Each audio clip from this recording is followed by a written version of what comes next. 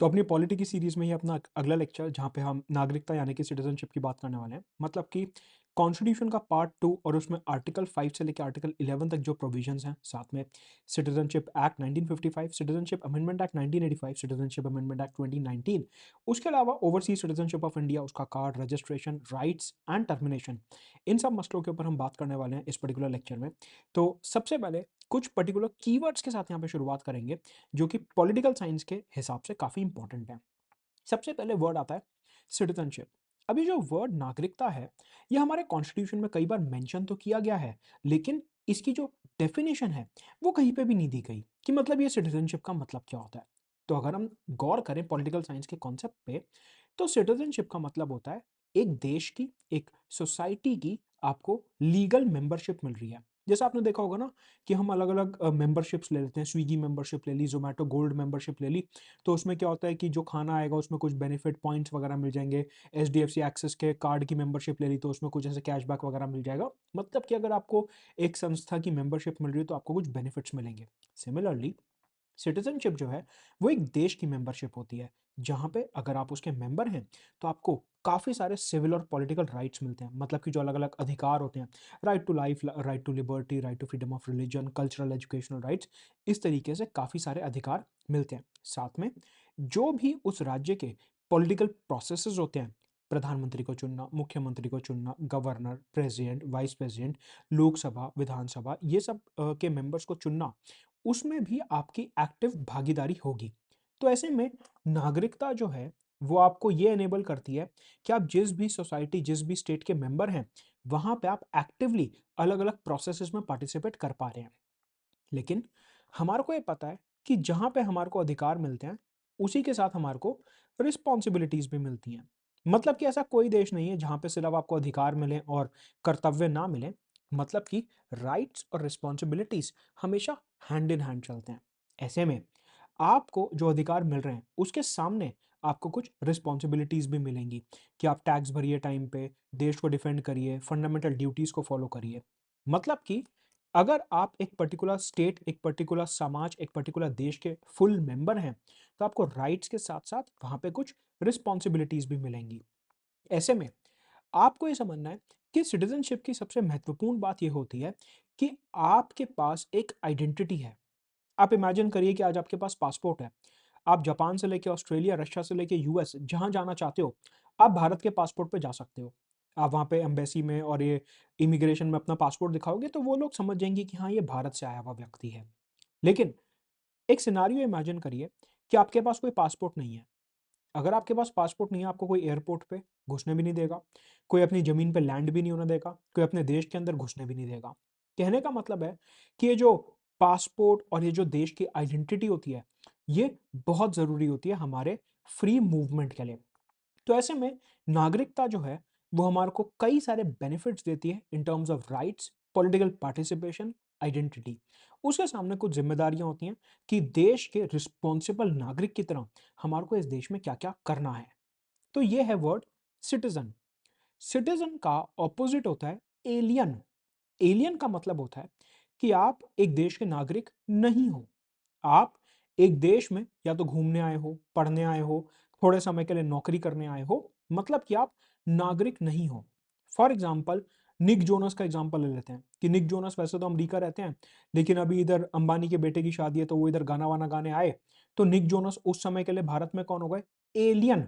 Alien का मतलब कि वो भारत में आए हैं, लेकिन उनके पास नागरिकता नहीं है। एलियंस जो होते हैं, क्योंकि वो हमारे नागरिक नहीं हैं, इसलिए उनके पास लिमिटेड अधिकार होते हैं। जो उनके सिविल और पॉलिटिकल राइट्स होते हैं, वो काफ़ी कम होते हैं एज़ कंपेयर टू सिटिज़न्स। कि मतलब इंडिया में अगर मैं अपने और निक जोनस के राइट्स को कंपेयर करता हूँ, तो मेरे पास ज़्यादा राइट्स होंगे क्योंकि मेरे पास इंडिया की सोसाइटी की फुल मेंबरशिप है। निक जोनस के पास मेंबरशिप नहीं है, वो तो मेहमान की तरह देश में आए हैं। तो ऐसे में जो भी व्यक्ति बाहर से हमारे देश में आता है और उसके पास हमारी नागरिकता नहीं है, उसके पास बहुत ही लिमिटेड राइट्स और लिमिटेड ड्यूटीज़ और रिस्पॉन्सिबिलिटीज़ होती हैं कि उसे इनकम टैक्स नहीं भरना, उसे देश को डिफेंड नहीं करना, उसे फंडामेंटल ड्यूटीज़ फॉलो नहीं करनी, वो जब चाहे बाहर जा सकता है, जब चाहे देश में आ सकता है। मतलब कि ना तो बहुत ज़्यादा अधिकार मिल रहे और ना ही बहुत ज़्यादा ज़िम्मेदारियाँ मिल रही। ये जो बाहर से आए हुए व्यक्ति होते हैं दूसरे देशों के, एलियंस जिन्हें हम बोलते हैं, ये एलियंस फर्दर दो प्रकार के होते हैं, एक फ्रेंडली एलियंस और एक एनिमी एलियंस। ये जो वर्ड्स हैं फ्रेंडली एलियन, एनिमी एलियन, ये कुछ-कुछ जगहों पे कॉन्स्टिट्यूशन के अंदर मेंशन तो हैं, जैसे कि एनिमी एलियन, लेकिन इनकी परिभाषा नहीं दी गई है। इसलिए आपको समझाने के लिए पहले जितने भी इंपॉर्टेंट वर्ड्स हैं, मैं यहाँ पे इनको एक्सप्लेन करता जा रहा हूँ।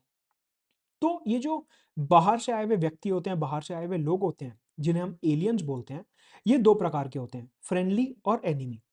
फ्रेंडली एलियंस वो होते हैं जो हमारे मित्र देश से आए हुए लोग हैं, कि for example Nick Jonas America से आए, अमेरिका हमारा दोस्त है। कल को लेट अस से ऋषि सुनक इंडिया आते हैं, उधर से जस्टिन ट्रूडियो इंडिया आते हैं। इस तरीके से हमारे फ्रेंडली देशों से लोग अगर इंडिया आते हैं, तो हम उन्हें फ्रेंडली एलियन बोलेंगे, कि ये हमारे मित्र देश का आया हुआ नागरिक है, हमारा मेहमान है। वहीं दूसरी तरफ जो एनिमी एलियन होते हैं, वो ऐसे लोग होते हैं जो हमारे दुश्मन देश से आए हैं या ऐसे देश से आए हैं जिसके साथ हमारा कभी युद्ध रहा है।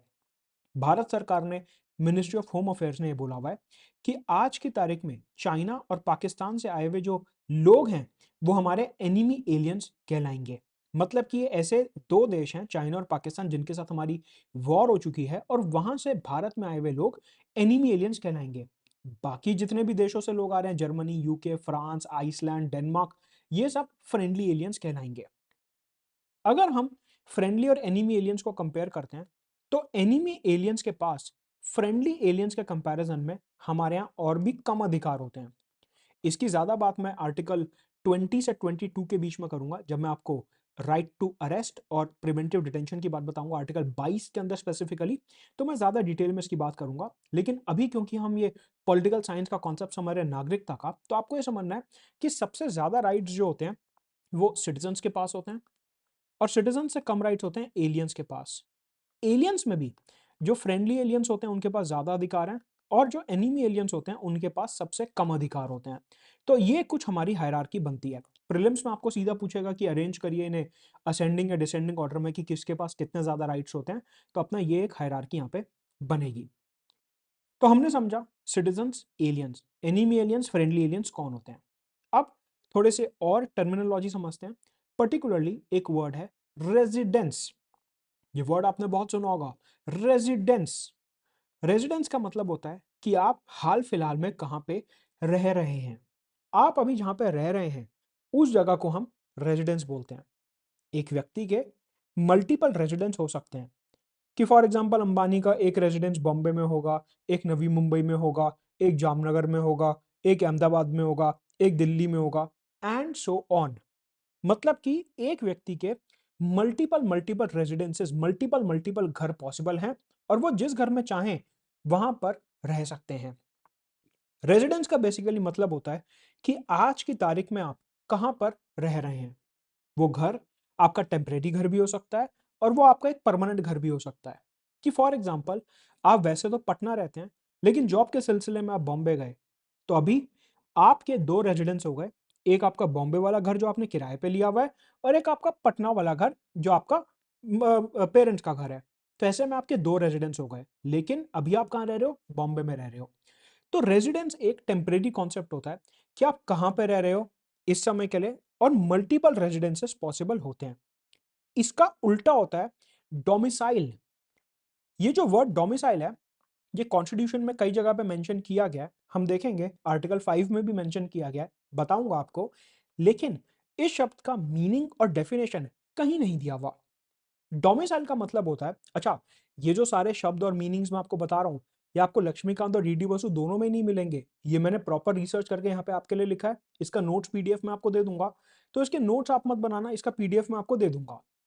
डोमिसाइल का मतलब होता है बेसिकली, रेजिडेंस और डोमिसाइल में जो सबसे बड़ा फर्क होता है, वो फर्क होता है नियत का, इंटेंशन का। अच्छा, कैसे फर्क?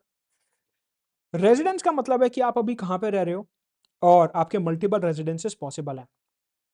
डोमिसाइल का मतलब होता है कि आप फाइनली किस जगह पर सेटल होना चाहते हो, आप फाइनली कहां रहना चाहते हो।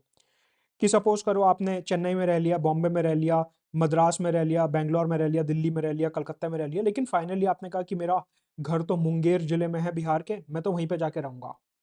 तो मतलब कि आपके मल्टीपल रेजिडेंसेस हो गए चेन्नई में, बैंगलोर में, बॉम्बे में, कलकत्ता में, दिल्ली में, मल्टीपल रेजिडेंसेस, लेकिन आपका फाइनल नियत क्या है कि आपको कहाँ जाके सेटल होना है? आपने बोला मुंगेर बिहार में मेरे को फाइनली जाके सेटल होना है, मतलब कि आपका डोमिसाइल क्या हो गया? मुंगेर। रेजिडेंस एक टेम्परेरी कॉन्सेप्ट है जो कि बदला जा सकता है। रेजिडेंस के केस में नियत इन्वॉल्व नहीं है। आप सिर्फ वहां पे काम चलाओ, टाइम पास काम कर रहे हो कि यार अभी नौकरी है ना, इसलिए मेरे को बॉम्बे में रहना पड़ रहा है, वरना तो मैं यहाँ पे एक दिन भी ना रुकूं। ये आपने बहुत सुना होगा। इस कॉन्सेप्ट को, जहां पे आपकी नियत इन्वॉल्व नहीं है, आपका इंटेंशन इन्वॉल्व नहीं है, उस कॉन्सेप्ट को हम रेजिडेंस बोलते हैं। वेराज जिस जगह के लिए आपके मन में एक नियत है, एक पर्टिकुलर ठोस इंटेंशन है कि मेरे को यहीं रहना रिटायरमेंट के बाद, या अगले 5 साल में मेरे को इसी जगह पे सेटल होना है, वो आपका डोमिसाइल हो गया। डोमिसाइल का मतलब होता है आपका एक हमेशा के लिए परमानेंट घर। डोमिसाइल हमेशा एक ही पॉसिबल होता है, there is only one possible domicile. तो आपको यहाँ पे क्या समझना है कि रेजिडेंस आपके मल्टीपल हो सकते हैं, there can be multiple residences, आपके अलग अलग घर हो सकते हैं एक समय पे, लेकिन आपका जो अधिवास होगा, जो डोमिसाइल होगा, वो एक ही पॉसिबल होगा। मतलब कि फाइनली आप जहां पे सेटल होना चाहते हैं, वो सिर्फ एक ही जगह पॉसिबल हो सकती है। ऐसा नहीं कि मैं आधा तो मुंगेर में रहूंगा, आधा मैं मोतिहारी में रहूंगा, आधा मैं पटना में रहूंगा, नहीं, ऐसा नहीं होगा। डोमिसाइल हमेशा एक ही होगा। तो डोमिसाइल क्या है? एक परमानेंट नियत इंटेंशन वाला घर। रेजिडेंस क्या है? अभी के लिए हमारे को यहां पे रहना पड़ रहा है, इसलिए मल्टीपल रेजिडेंसेस पॉसिबल हैं, लेकिन डोमिसाइल सिर्फ एक ही होता है हमेशा। अब एक वर्ड आता है रेफ्यूजी और एसाइलम। ये वर्ड्स कॉन्स्टिट्यूशन में नहीं दिए गए हैं, इनका कोई डेफिनेशन भी नहीं है, लेकिन फिर भी कई बार न्यूज़ वगैरह में हमारे को देखने को मिलता है, तो एक बारी मैं आपको समझा देता हूँ कि एग्जैक्टली इनका मतलब क्या होता है और ये सिटीजन से और एलियन से अलग कैसे होते हैं। रेफ्यूजी एक वो व्यक्ति होता है जो अपने देश से भागा हुआ व्यक्ति है, जो अपने देश से भाग रहा है। क्यों भाग रहा है? क्योंकि वहां पे उसकी जान को खतरा है, उसकी लाइफ को खतरा है, उसके ऊपर उत्पीड़न हो रहा है, उसके ऊपर वायलेंस हो रही है, या फिर वो वॉर में मरने वाला है, इसलिए वो वहां से, वहां के विषम परिस्थितियों से, वहां के डिफिकल्ट सर्कमस्टांसेस से अपनी जान बचा के भाग रहा है, और इसलिए उसे हम रेफ्यूजी बोलते हैं। रेफ्यूजी एक ऐसा व्यक्ति होता है जो अपने देश को छोड़ के दूसरे देश में जाता है और ये कहता है कि आप मेरे को शरण दे दीजिए, क्योंकि अपने खुद के देश में मेरे को बहुत ज्यादा खतरा है, मैं जी नहीं पाऊंगा, मैं वहां पे मर जाऊंगा। एक ऐसा व्यक्ति जो अपने देश वापस नहीं जा पा रहा है, एक ऐसा व्यक्ति जो दूसरे देश में शरण मांग रहा है, एक ऐसा व्यक्ति जो अपने देश चाह के भी वापस नहीं जा सकता क्योंकि वहां पे सर्कमस्टांसेस ऐसे हैं, उसे हम रेफ्यूजी बोलते हैं। जैसे कि सीरिया में वॉर से भागे हुए लोग जो यूरोप पहुंचे, अफगानिस्तान इराक से भागे हुए लोग जो यूरोप पहुंचे, रोहिंग्यास म्यांमार के, इन्हें कौन कहते हैं? रेफ्यूजी। कि वॉर, उत्पीड़न, परसिक्यूशन, वायलेंस के चलते इनको अपना ओरिजिनल देश छोड़ना पड़ा और ये दूसरे देश में जाके शरण, एसाइलम मांग रहे थे कि हमारे को इस देश में रहने दो, हमारे ओरिजिनल कंट्री में तो हमारे जान को बहुत ज्यादा खतरा है। इस कॉन्सेप्ट को बोलते हैं रेफ्यूजी। रेफ्यूजी क्या मांगता है? शरण। शरण को क्या बोलते हैं इंग्लिश में? एसाइलम। तो ये जो अलग अलग देश होते हैं, ये अलग अलग टाइप के रेफ्यूजीज को असाइलम देते हैं। फॉर एग्जांपल, तिब्बत से जब 1959 में बुद्धिस्ट तिब्बतियंस भाग के इंडिया आए थे, धर्मशाला, हिमाचल, उत्तराखंड और अरुणाचल में, हमने उन्हें असाइलम दिया था, हमने उन्हें शरण दी थी कि आपकी जान को वहां पे खतरा है, इसलिए हम आपको अपने देश में रखेंगे, आपकी लाइफ को प्रोटेक्ट करेंगे, इसे हम असाइलम बोलते हैं। जब भी किसी व्यक्ति को किसी देश में असाइलम दिया जाता है, शरण दी जाती है, तो उसको थोड़े बहुत बेसिक ह्यूमन राइट्स दिए जाते हैं कि ठीक है, आपके ऊपर आपके देश में उत्पीड़न हुआ है, लेकिन यहाँ पे आप सेफ हैं और हम आपकी जान की, लाइफ की रक्षा करेंगे। एक वर्ड होता है जिसे हम कहते हैं इमिग्रेंट। इमिग्रेंट का मतलब होता है एक ऐसा व्यक्ति जो अपनी मर्जी से देश छोड़ना चाहता है। समझिए, रेफ्यूजी कौन था? जो हालात की मजबूरी के चलते, जो सर्कमस्टांसेस के चलते अपना देश छोड़ रहा था अपनी जान बचाने के लिए। रेफ्यूजी अपना देश छोड़ना नहीं चाहता था, उसे फोर्सफुली अपना देश छोड़ना पड़ा due to the circumstances there, इसलिए उसे रेफ्यूजी बोला जाता है। इमिग्रेंट एक ऐसा व्यक्ति होता है जो अपनी मर्जी से दूसरे देश में जाना चाहता है, पढ़ाई के लिए, जॉब के लिए, अच्छे अवसर के लिए, अच्छी अपॉर्चुनिटीज के लिए। इमिग्रेंट्स जो होते हैं वो दो प्रकार के हो सकते हैं, एक इलीगल इमिग्रेंट्स और एक लीगल इमिग्रेंट्स। लीगल इमिग्रेंट्स कौन होते हैं? जो proper visa, document, passport, photo वगैरह के साथ जाते हैं। कि आप दुबई जा रहे हो, आपने एयरपोर्ट पे प्रॉपर वीजा लगवाया, वीजा ऑन अराइवल लिया, फोटो दिखाई, टिकट दिखाई, आप वहां पहुंच गए। लीगल इमिग्रेंट कि मैं दुबई रहूंगा, वहां पे बहुत अच्छी अपॉर्चुनिटीज हैं, मेरे को लगता है कि उधर कुछ ना कुछ बढ़िया नौकरी भी मिल जाएगी, तो अब मैं उधर ही रहना चाहता हूँ। इमिग्रेंट अपनी मर्जी से काम ढूंढने आप उस देश में जा रहे हैं। वेरास इलीगल इमिग्रेंट का मतलब होता है शाहरुख खान, मतलब डंकी, मतलब कि तारों के नीचे से सुरंग में से नदियां पार करा के बोट में बिठा के दूसरे देश में इलीगली पहुंचा दिया। इलीगल इमिग्रेंट कि कागज नहीं है, वीजा नहीं है, फोटो नहीं है, डॉक्यूमेंट नहीं है। तो ये जो डंकी मार के लोग इधर से उधर जाते हैं, या फिर कौन, सलमान खान, मतलब वो तारों के नीचे से मुन्नी को उधर बजरंगी भाईजान पहुंचाने गए कि मैं इसे छोड़ के आऊंगा वापस बिना वीजा पासपोर्ट टिकट के, इलीगल इमिग्रेंट। तो ये दोनों का जो कॉन्सेप्ट है डंकी और बजरंगी भाईजान, ये क्या दिखाता है हमारे को? इलीगल इमिग्रेंट, प्रॉपर डॉक्यूमेंट वगैरह कुछ नहीं है, बस पहुंच गए किसी पर्पज से वहां पे। इमिग्रेंट्स जो होते हैं उनके पास, लीगल इमिग्रेंट्स के पास तो लिमिटेड राइट्स होते हैं, लेकिन इलीगल इमिग्रेंट्स के पास बहुत ज्यादा राइट्स नहीं होते। तो ये अभी तक हमने कुछ कॉन्सेप्ट समझे। अब एक वर्ड और समझते हैं जो आपने कई बार देखा होगा, कॉन्स्टिट्यूशन में मेंशन नहीं है ना डिफाइंड है, लेकिन एक वर्ड बहुत important, that is NRI, non resident Indian. Non resident Indian एक ऐसा व्यक्ति होता है जो है तो भारत का नागरिक, लेकिन बाहर रह रहा है, अभी पढ़ाई करने गया, जॉब करने गया, मतलब कि इमिग्रेंट है, बाहर रह रहा है, काफी समय से बाहर रह रहा है, और अभी वो वहीं पे पढ़ाई कर रहा है, जॉब कर रहा है। तो सर इसका स्पेसिफिक क्राइटेरिया क्या होता है कि अभी मान लीजिए आप दुबई घूमने गए 7 दिन के लिए, तो क्या आपको हम एनआरआई बोल देंगे? नहीं तो। सर अभी मैं साउथ अफ्रीका घूमने जा रहा हूँ 1 हफ्ते के लिए, तो क्या मैं एनआरआई हो गया? नहीं तो। सर अभी मैं जापान घूमने जा रहा हूँ 1 महीने के लिए, क्या मैं एनआरआई हो गया? नहीं तो। तो सर ये एनआरआई की डेफिनेशन क्या होती है? बेसिकली ये जो वर्ड एनआरआई है, नॉन रेजिडेंट इंडियन, ये हमारे देश के दो कानूनों के अंदर डिफाइंड है। एक फॉरेन एक्सचेंज मैनेजमेंट एक्ट 1999 और एक इनकम टैक्स एक्ट 1961। जो फॉरेन एक्सचेंज मैनेजमेंट एक्ट है 1999 का, इसके अंदर ये बोला गया कि ऐसा कोई भी व्यक्ति जो भारत का नागरिक है या फिर इंडियन ओरिजिन का व्यक्ति है, जो बहुत लंबे समय के लिए, एक अनसर्टेन समय के लिए बाहर रह रहा है दूसरे देश में, उसे हम फेमा के अंडर, फॉरेन एक्सचेंज मैनेजमेंट के अंदर एनआरआई मानेंगे।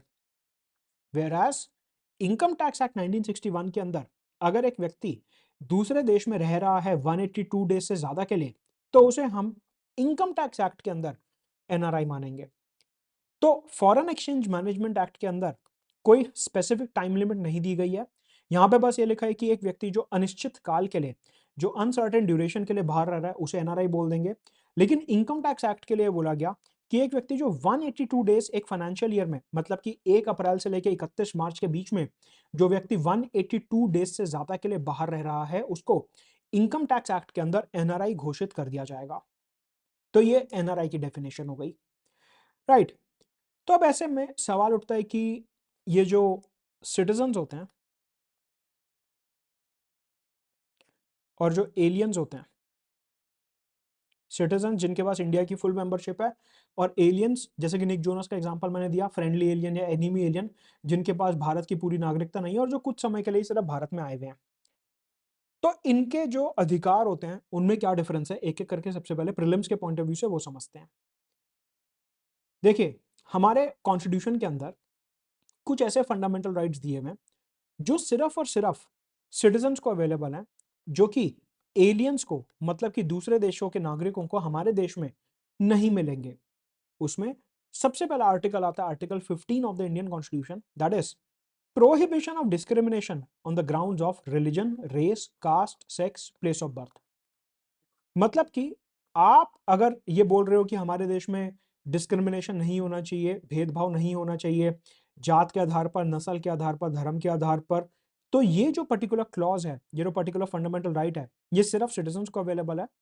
कि अगर सिटीजन्स के साथ religion, race, caste, sex, place of birth के आधार पर कोई भी डिस्क्रिमिनेशन होता है, तो वो सीधा सुप्रीम कोर्ट, हाई कोर्ट जा सकते हैं।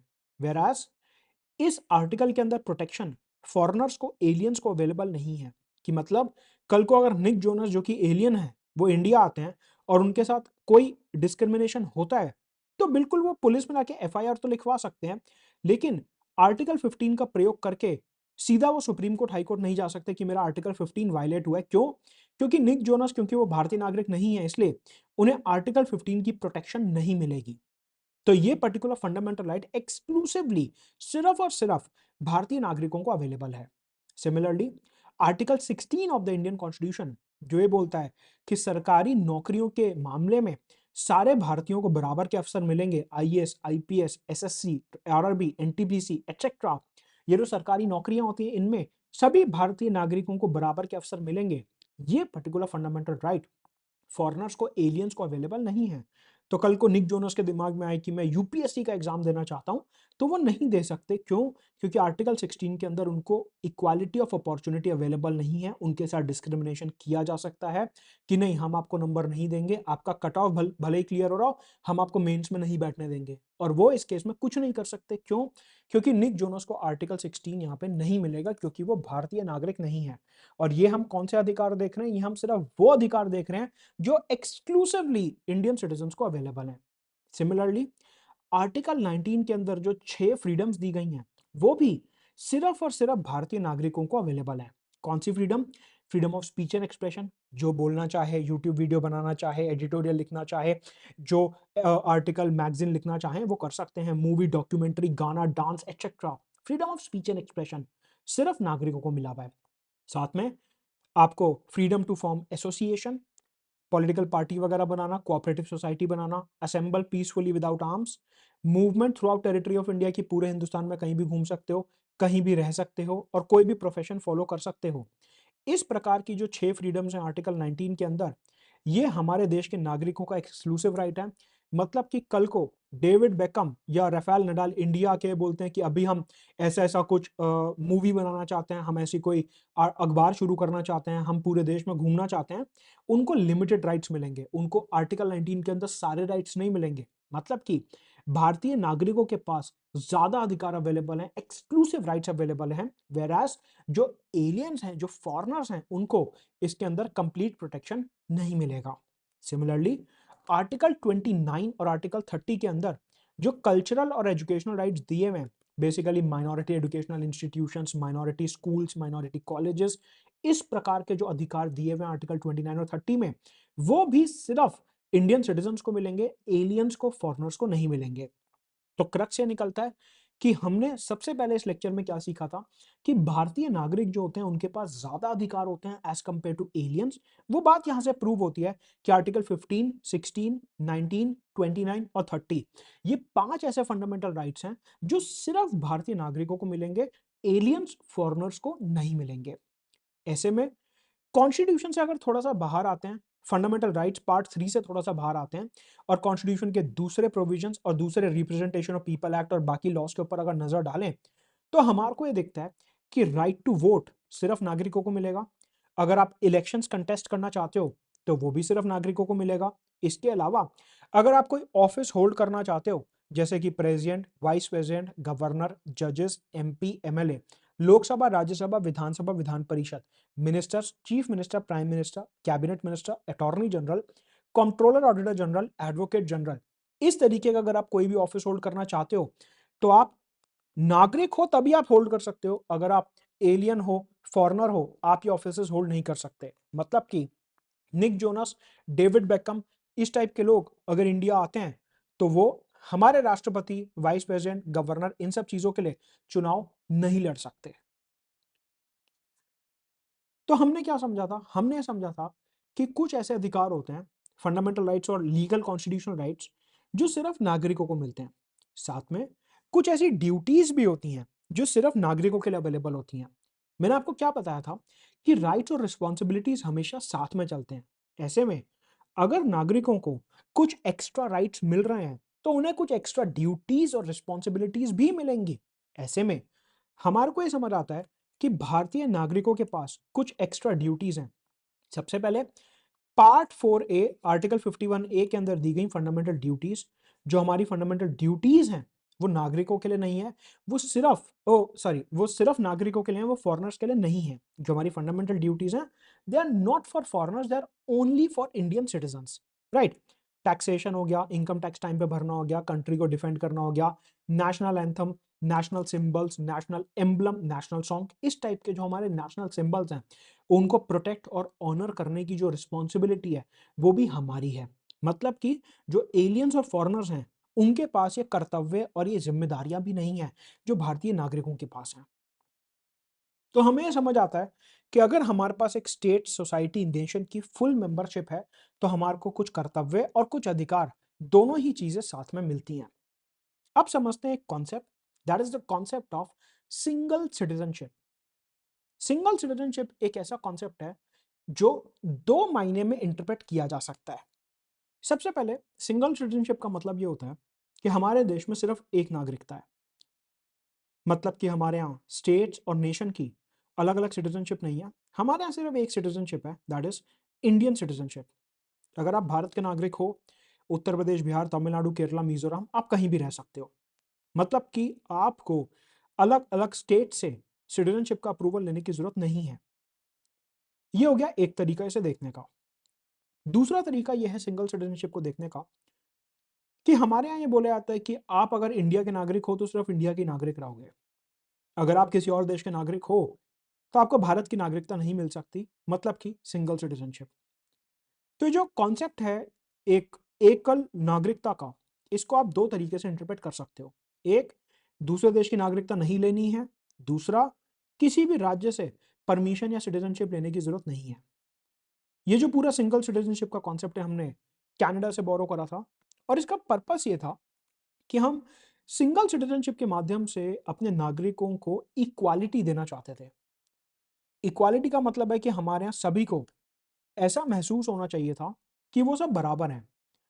अगर हमारे यहाँ स्टेट्स की अलग-अलग सिटीजनशिप होती तो आप सोचो क्या होता? कि एक ऐसा देश जहाँ एक ऐसा राज्य जहाँ पे सबसे ज़्यादा इंडस्ट्रीज़ और बड़े रईस करोड़पति लोग रहते हैं, उधर गरीब लोगों को जाने नहीं दिया जाता कि नहीं, नहीं, नहीं, ये टाउन जो है ये तो मिलियनर बिलियनर टाउन है, यहाँ पे तुम जैसे गरीबों की कोई जगह नहीं है, जाओ यहाँ से। तो फिर क्या होता? इनइक्वालिटी आती। लेकिन आज क्या हो रहा है कि चाहे वहाँ पे हज़ारों करोड़ों की इंडस्ट्री लगी हो, हज़ारों करोड़ों का सर्विस सेंटर हो, लेकिन फिर भी कोई भी कहीं भी जाके रह सकता है। इस वजह से हमने इस टाइप की इनइक्वालिटी और डिस्क्रिमिनेशन को प्रिवेंट करने के लिए हमने बोला कि नहीं, हमारे यहाँ राज्यों की अलग-अलग नागरिकता नहीं होगी, हमारा सिर्फ एक सिटीजनशिप होगी, that will be the citizenship of India. इससे क्या होगा कि एक तो डिस्क्रिमिनेशन खत्म हो गया, इक्वालिटी आ गई, साथ में जब सब लोग एक कम्युनिटी में, एक सोसाइटी में साथ में रहेंगे, तो उनमें वननेस की फीलिंग आएगी कि अगर प्रधानमंत्री ने बोला है कि कोविड का समय है और आपको लॉकडाउन फॉलो करना है, तो चाहे बड़े से बड़ा करोड़पति व्यक्ति हो या छोटे से छोटा व्यक्ति हो, सब अंदर रहेंगे घर के। अगर हमारे को ये बोला गया कि लेट अस से कि हमारे को एक पर्टिकुलर दिन पे नेशनल एंथम निकल के गाना है या मूवी हॉल्स में हमारे को नेशनल एंथम गाना है, तो फिर चाहे कैसे भी इकोनॉमिक स्टेटस, कास्ट, रिलीजन का व्यक्ति हो, उनको बराबरी से वो ज़िम्मेदारी पूरी करनी होगी। मतलब कि एक कम्युनिटी में सब टाइप के लोगों को साथ में रहने के लिए जो नागरिकता चाहिए थी, हमने बोला कि सिर्फ एक नागरिकता देंगे, आप उसके बाद कहीं भी रह सकते हो। वरना फिर क्या होता, एक स्टेट कहती मैं धर्म के आधार पर नागरिकता दूँगी, दूसरी स्टेट कहती जितना पैसा उतनी अच्छी नागरिकता, तीसरी स्टेट कहती एक पर्टिकुलर जेंडर को नागरिकता मिलेगी, चौथी स्टेट कहेगा कि अगर आपको ये भाषा आती है तो ही नागरिकता मिलेगी। तो ऐसे तो देश के टुकड़े होने लगेंगे फिर। हमने कहा हमें ये नहीं चाहिए। एक हिंदुस्तान है जो सबका हिंदुस्तान है, सबकी आज़ादी है कहीं पे भी घूमो, इसलिए सिर्फ एक नागरिकता देंगे, इक्वालिटी, यूनिटी, इंटेग्रिटी और फ्रेटर्निटी को मेंटेन करने के लिए। सिटीजनशिप जो है, वो हमारे को किसी स्टेट से नहीं माँगनी पड़ती, सिर्फ सेंट्रल गवर्नमेंट से ही हमारे को सिटीजनशिप लेनी होती है। कि मतलब आप मान लीजिए आप जर्मनी से आए, आप पहले जर्मनी के नागरिक थे, अब आप इंडिया आ रहे हो, आपको जो नागरिकता के लिए अप्लाई करना है, वो केंद्र सरकार में अप्लाई करना है, ना कि किसी राज्य सरकार में। सिटीजनशिप जो है वो 7th शेड्यूल के अंदर यूनियन लिस्ट का पार्ट है, और सिर्फ सेंट्रल गवर्नमेंट और पार्लियामेंट ही सिटीजनशिप के मैटर्स के ऊपर कानून और रूल्स बना सकते हैं। स्टेट गवर्नमेंट का यहाँ पे कोई भी लोकस स्टैंडाई नहीं है, मतलब कि उनकी कोई भी यहाँ पे पावर नहीं है कि वो सिटीजनशिप के ऊपर कानून बनाए। ये कॉन्सेप्ट हमने कनाडा से बोरो करा।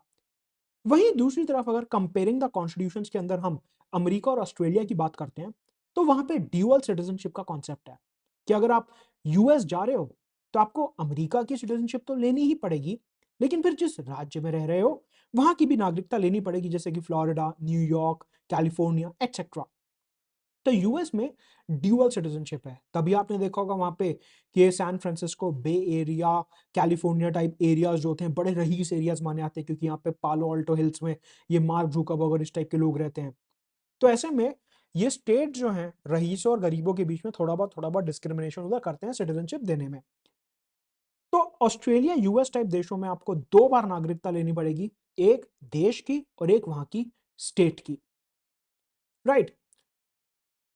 तो हमने ये समझा कि हमारे यहाँ सिंगल सिटीजनशिप क्यों लाया गया, जिससे कि हमारे यहाँ डिस्क्रिमिनेशन ना हो, और एक राज्य से दूसरे राज्य में अगर लोग काम करने, पढ़ने, कुछ भी करने जाते हैं, व्यवसाय करने, कुछ भी करने जाते हैं, तो उनको पूर्ण रूप से आज़ादी वहाँ पे मिलनी चाहिए, उनके बीच में कोई भी डिस्क्रिमिनेशन नहीं होना चाहिए। तो हमने अभी तक ये समझा कि हमारे कॉन्स्टिट्यूशन में ये कोशिश करी गई है कि नागरिकों को बराबर के अधिकार मिले, सिटीजनशिप के आधार पर किसी के भी साथ डिस्क्रिमिनेशन ना हो, प्रियम्बल में जो वर्ड दिया हुआ equality of status and opportunity उसको फुलफिल कर सकें, स्टेट्स सिटीजनशिप के माध्यम से किसी के भी बीच में भेदभाव ना प्रमोट कर पाए, इससे एक लोकेलिटी कम्युनिटी सोसाइटी में सब लोग irrespective of the class, creed, sex, gender, religion साथ में रहें, और एक feeling of fraternity, feeling of unity, भाईचारे की भावना को प्रमोट कर सकें। ये हमारे फाउंडिंग फादर्स की नीयत थी जब हम बात करते हैं सिंगल सिटीजनशिप की। लेकिन इस सिंगल सिटीजनशिप के कॉन्सेप्ट में हमने देखा कि नीयत थी सबको बराबरी से ट्रीट करना, लेकिन फिर भी थोड़े बहुत एक्सेप्शंस दिए हुए हैं जहां पे एक पर्टिकुलर लोकेलिटी, एक पर्टिकुलर स्टेट में रहने वाले लोगों के लिए स्पेशल प्रोविजंस क्रिएट किए जा सकते हैं। क्वेश्चन ये है कि अभी तक हम ये समझ रहे थे कि नागरिकता मतलब हिंदुस्तान के अंदर आ गए, हिंदुस्तान की नागरिकता मिल गई, मतलब पूरा हिंदुस्तान अब बराबर है, मतलब पूरा देश के नागरिक अब बराबर हैं, सब लोग बराबर हैं। लेकिन किसी के भी साथ उसकी स्टेट या उसके place of residence, place of birth के आधार पर डिस्क्रिमिनेशन नहीं होगा। भले ही आप आज हरियाणा में रह रहे हो, पंजाब में रह रहे हो, तमिलनाडु में रह रहे हो, आंध्रा में रह रहे हो, तेलंगाना में रह रहे हो, कोई डिस्क्रिमिनेशन नहीं होगा। लेकिन इस रूल के खिलाफ एक दो एक्सेप्शन हमारे को कॉन्स्टिट्यूशन में दिए हुए हैं, उनको हम समझने की कोशिश करते हैं। सबसे पहले आर्टिकल 16 के अंदर, जो कि पब्लिक जॉब्स के साथ डील करता है, ये बोला हुआ है कि कोई भी डिस्क्रिमिनेशन नहीं होगा religion, race, caste, sex, place of birth, place of residence के आधार पर, सबको बराबरी से सरकारी नौकरी मिलेगी। लेकिन एक छोटा सा क्लॉज दिया हुआ है, वो क्लॉज ये है कि पार्लियामेंट अगर चाहे तो कानून पास करके रेजिडेंस के ग्राउंड पे स्पेशल नौकरियां ऑफर कर सकता है। मतलब कि ओरिजिनली आर्टिकल 16 क्या बोलता है कि आप कहीं भी रह रहे हो, आप यूपीएससी दे सकते हो, किसी भी राज्य में रह रहे हो यूपीएससी दे सकते हो, कोई भी भाषा बोलते हो, कोई भी जात के हो, कोई भी धर्म के हो, कोई भी जेंडर के हो, आप यूपीएससी दे सकते हो, एसएससी दे सकते हो, आरबीआई ग्रिड भी दे सकते हो, एसबीआई पीओ, आईबीपीएस पीओ दे सकते हो। मतलब कि सरकारी नौकरियों के मसले में सबको बराबरी दी जाएगी। Place of residence, place of birth, state, इन सब के आधार पर कोई भी डिस्क्रिमिनेशन नहीं होगा, ऐसा आर्टिकल 16 हमारे को बोलता है। लेकिन यहां पे बोला गया कि अगर कोई स्पेशल नौकरी है, कोई ऐसी स्पेशल पोस्ट है जो उस एरिया के रेजिडेंट्स को ही मिलनी चाहिए, आर्टिकल 16 बोलता है कि प्लेस ऑफ रेजिडेंस के बेसिस पे डिस्क्रिमिनेशन नहीं होगा। मतलब कि आप अपनी सरकारी नौकरी के फॉर्म में ये नहीं लिख सकते कि हरियाणा पीएससी में सिर्फ हरियाणा के लोग ही अप्लाई करेंगे, यूपी पीएससी में सिर्फ यूपी के लोग अप्लाई करेंगे, नहीं, ऐसा नहीं बोल सकते। तभी तो आपने देखा होगा कि बिहार पीएससी सब लोग देते हैं, यूपी पीएससी सब लोग देते हैं, हिमाचल पीएससी सब लोग देते हैं, सिर्फ हिमाचल की नहीं बल्कि एडजॉइनिंग स्टेट्स के लोग भी देते हैं।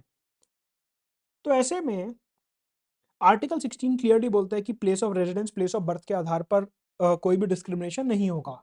लेकिन यहां पे एक कंडीशन ये दी गई कि अगर कोई स्पेसिफिक नौकरी है, कोई स्पेशल नौकरी है, जहां पे हम प्लेस ऑफ रेजिडेंस को एक स्पेशल ग्राउंड बनाना चाहते हैं कि ये नौकरी में अगर आसपास के लोग आए तो बेहतर रहेगा, क्योंकि इसकी रिक्वायरमेंट्स ऐसी हैं, हम वो लोग चाहते हैं जो इस एरिया को अच्छे से समझते हैं। अगर ऐसी कोई रिक्वायरमेंट है तो पार्लियामेंट जो है वो कानून पास करके स्टेट गवर्नमेंट को ये आजादी दे देगा कि सिर्फ इस स्पेसिफिक नौकरी के लिए आप रेजिडेंस की कंडीशंस को अप्लाई कर सकते हैं, आप रेजिडेंस का ग्राउंड डाल सकते हैं कि ये स्पेसिफिक पोस्ट के लिए सिर्फ हमारे इस मोहल्ले के लोग ही अप्लाई कर सकते हैं, इस पिन कोड के लोग ही अप्लाई कर सकते हैं, इस एरिया के लोग ही अप्लाई कर सकते हैं। लेकिन ये कब पॉसिबल है? जब पार्लियामेंट ऐसा कानून पास कर दे। ऐसा 1957 में पार्लियामेंट ने एक कानून पास करा था, public employment requirement as to residence act 1957। बाद में कानून खत्म हो गया था, लेकिन कुछ राज्यों में रेजिडेंस की स्पेशल कंडीशन देने के लिए ये कानून लाया गया था। तो आप समझिए कि ये एक्सेप्शन है इक्वालिटी का, कि जो सिटीजनशिप नागरिकता के आधार पर हम इक्वालिटी की बात कर रहे हैं कि देश के नागरिक सभी जगह बराबर हैं। ये उसका एक एक्सेप्शन है कि कुछ सरकारी नौकरियों में पार्लियामेंट के कानून के बाद एक पर्टिकुलर एरिया के रेजिडेंट्स के लिए स्पेशल प्रोविजंस क्रिएट करे जा सकते हैं। सिमिलरली 32nd अमेंडमेंट एक्ट 1973 से हमारे कॉन्स्टिट्यूशन के पार्ट 21 में एक आर्टिकल ऐड करा गया, that is article 371 capital D. इस आर्टिकल 371 कैपिटल डी में बोला गया कि अगर राष्ट्रपति चाहे तो यूनियन काउंसिल ऑफ मिनिस्टर्स के एड और एडवाइस पे आंध्र प्रदेश और तेलंगाना के लिए ऑर्डर पास कर सकते हैं कि वहां की सरकारी नौकरी या वहां के एजुकेशनल कॉलेजेस में एक स्पेशल पोस्ट या कुछ स्पेशल पोस्ट वहां के रेजिडेंट्स के लिए रिजर्व्ड है, वहां के रेजिडेंट्स के लिए ही है। तो मतलब कि यूजुअली हमारा आर्टिकल 16 ब्रॉडली ये बोलता है कि place of residence, place of birth, इन सब के आधार पर कोई भी डिस्क्रिमिनेशन नहीं होगा। लेकिन आर्टिकल 16 के एक्सेप्शन और आर्टिकल 371 कैपिटल डी के अंडर आंध्र प्रदेश और तेलंगाना के लिए अगर सरकार चाहे तो रेजिडेंट के आधार पर, प्लेस ऑफ रेजिडेंस के आधार पर एक स्पेशल कंडीशन क्रिएट कर सकती है, अगर सरकार को लगता है कि हाँ ये नौकरी में बहुत ज्यादा हमारे को लोकल एरिया के लोगों की ही जरूरत है। तो आप समझिए, अगर हम पीछे से डॉट्स कनेक्ट करते हैं, तो जो सिंगल सिटीजनशिप का कॉन्सेप्ट है, वो बेसिकली इक्वालिटी ऑफ फ्रेटर्निटी को प्रमोट करने के लिए लाया गया कि आपको एक बारी भारत की मेंबरशिप मिल गई तो आप सभी बराबर हैं, भले वो अंबानी, अडानी, टाटा हो या फिर हम जैसे लोग हों, हम सब बराबर हैं, सबको बराबरी के राइट्स मिलेंगे। कुछ स्पेशल सर्कमस्टांसेस में इस प्रकार की एक्सेप्शंस क्रिएट करी जा सकती हैं। सिमिलरली आर्टिकल 15 की अगर बात करें तो वो बोलता है कि कोई भी डिस्क्रिमिनेशन नहीं होगा, there shall be prohibition of discrimination on the grounds of religion, race, caste, sex, place of birth. इन ग्राउंड्स पे किसी के भी साथ कोई भी डिस्क्रिमिनेशन नहीं होगा। लेकिन आर्टिकल 15 में प्लेस ऑफ रेजिडेंस मेंशन नहीं है। अब क्योंकि आर्टिकल 15 में प्लेस ऑफ रेजिडेंस मेंशन नहीं है, इसका मतलब यह हुआ कि प्लेस ऑफ रेजिडेंस के आधार पर सरकार अगर चाहे तो यहां पे थोड़ा बहुत डिस्क्रिमिनेशन कर सकती है in terms of educational institutions. Basically article 15 जो है वो जनरल डिस्क्रिमिनेशन और एजुकेशनल इंस्टीट्यूशन से डील करता है। आर्टिकल 16 जो है वो सिर्फ और सिर्फ सरकारी नौकरियों से डील करता है, वेयर एज आईआईटी, आईआईएम्स वगैरह की और दूसरी स्टेट यूनिवर्सिटीज की जो रिजर्वेशन और ये सब है, वो आर्टिकल 15 के अंदर कवर होता है। तो ऐसे में यहाँ पे बोला गया कि religion, race, caste, sex, place of birth के आधार पर कोई भी डिस्क्रिमिनेशन नहीं होगा, जनरली भी और एजुकेशनल इंस्टीट्यूशंस में भी। लेकिन यहां पर प्लेस ऑफ रेजिडेंस मेंशन नहीं है। मतलब कि ये एक इनडायरेक्ट सिग्नल है कि आर्टिकल 15 के तहत प्लेस ऑफ रेजिडेंस के आधार पर डिस्क्रिमिनेशन किया जा सकता है। इसका मतलब है कि जो स्टेट यूनिवर्सिटीज हैं वो अपने कॉलेजेस में अपनी स्टेट के रेजिडेंट्स के लिए सीट रिजर्व कर सकती हैं, और तभी दिल्ली की IP university, Maharashtra university, Gujarat university etcetera, इन सब यूनिवर्सिटीज में अपने स्टेट्स के रेजिडेंट्स के लिए सीट्स रिजर्व्ड होती हैं। क्यों? क्योंकि आर्टिकल 15 ये बोलता है कि प्लेस ऑफ रेजिडेंस के आधार पर आप यहाँ पे डिस्क्रिमिनेशन कर सकते हो, क्योंकि आर्टिकल 15 के अंदर जो डिस्क्रिमिनेशन है वो सिर्फ religion, race, caste, sex, place of birth के आधार पर वर्जित है। बाकी प्लेस ऑफ रेजिडेंस के आधार पर यह डिस्क्रिमिनेशन हो सकता है, और तभी आपके रिस्पेक्टिव स्टेट में उस स्टेट के रेजिडेंट्स के लिए एजुकेशनल इंस्टीट्यूशंस में सीट रिजर्व होती हैं। तो हम यहाँ पे समझ रहे हैं कि हमारे को नागरिक होने के नाते इक्वालिटी क्रिएट करने की कोशिश की गई, सिंगल सिटीजनशिप से फ्रेटर्निटी, यूनिटी, इंटीग्रिटी लाने की कोशिश की गई, लेकिन फिर भी कुछ ऐसे प्रावधान हैं जहां पे स्पेशल लोगों को, कुछ स्पेसिफिक कम्युनिटीज को बचाने के लिए हमने एक्सेप्शंस क्रिएट करे हुए हैं। यहां से हमें यह भी समझ आता है कि हमारे कॉन्स्टिट्यूशन में ज्यादातर अधिकार जो हैं वो एब्सोल्यूट नहीं है, और उनके ऊपर वाजिब प्रतिबंध, रीजनेबल रिस्ट्रिक्शंस लगाए जा सकते हैं, जैसा कि हम यहाँ पे इक्वालिटी के केस में रीजनेबल रिस्ट्रिक्शंस देख रहे हैं। एक और एक्सेप्शन समझते हैं। आर्टिकल 19 के अंदर हमारे को अधिकार दिया हुआ है कि हम पूरे हिंदुस्तान में कहीं भी घूम सकते हैं और रह सकते हैं। लेकिन इसी आर्टिकल के अंदर हमारे को यह भी रिस्ट्रिक्शन दिया हुआ है कि हाँ, अगर आप भारत के नागरिक हो, आप कहीं भी घूम सकते हो, जा सकते हो, रह सकते हो, लेकिन शेड्यूल्ड ट्राइब के राइट्स को प्रोटेक्ट करने के लिए आप ट्राइबल एरियाज में फ्रीली नहीं जा सकते। अगर आपको किसी स्पेसिफिक ट्राइबल एरिया में जाना है तो या तो वहां पे सरकार एंट्री नहीं देगी, और अगर जाना भी है तो prior permission of the government आपको लेनी पड़ेगी, क्योंकि हम शेड्यूल्ड ट्राइब्स के राइट्स को प्रोटेक्ट करना चाहते हैं। तो आप समझिए कि वैसे तो हम इस देश के नागरिक हैं, हम भी और वो शेड्यूल्ड ट्राइब्स भी नागरिक हैं, लेकिन उनकी स्पेशल नीड्स को ध्यान में रखते हुए सरकार ने यहाँ पे एक एक्सेप्शन क्रिएट कर दिया कि ये पर्टिकुलर ट्राइबल एरिया जो है ये सिर्फ इन आदिवासियों का है और इसमें आप जाके उनके कल्चर, उनके लाइफस्टाइल, उनके रहन-सहन के साथ छेड़खानी नहीं करेंगे। तो हम यहाँ पे ये समझने की कोशिश कर रहे हैं कि देखिए, नागरिकों को सबसे ज़्यादा अधिकार मिले हुए हैं, एलियंस में फ्रेंडली एलियंस और फिर एनिमी एलियंस। हायरार्की ये बनती है कि नागरिकों के पास राइट्स और ड्यूटीज ज्यादा हैं। मतलब कि अगर नागरिकों को कोई अधिकार मिल रहा है तो वो सारे सिटीजन्स को बराबरी से मिलेगा।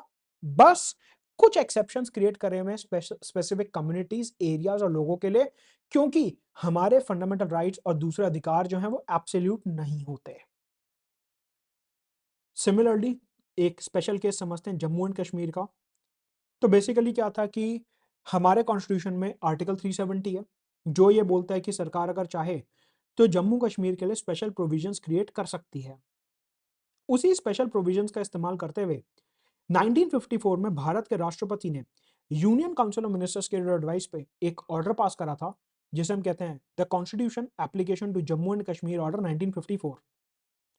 इस पर्टिकुलर ऑर्डर से ये ऑर्डर प्रेसिडेंट ने निकाला था on the aid and advice of union council of ministers.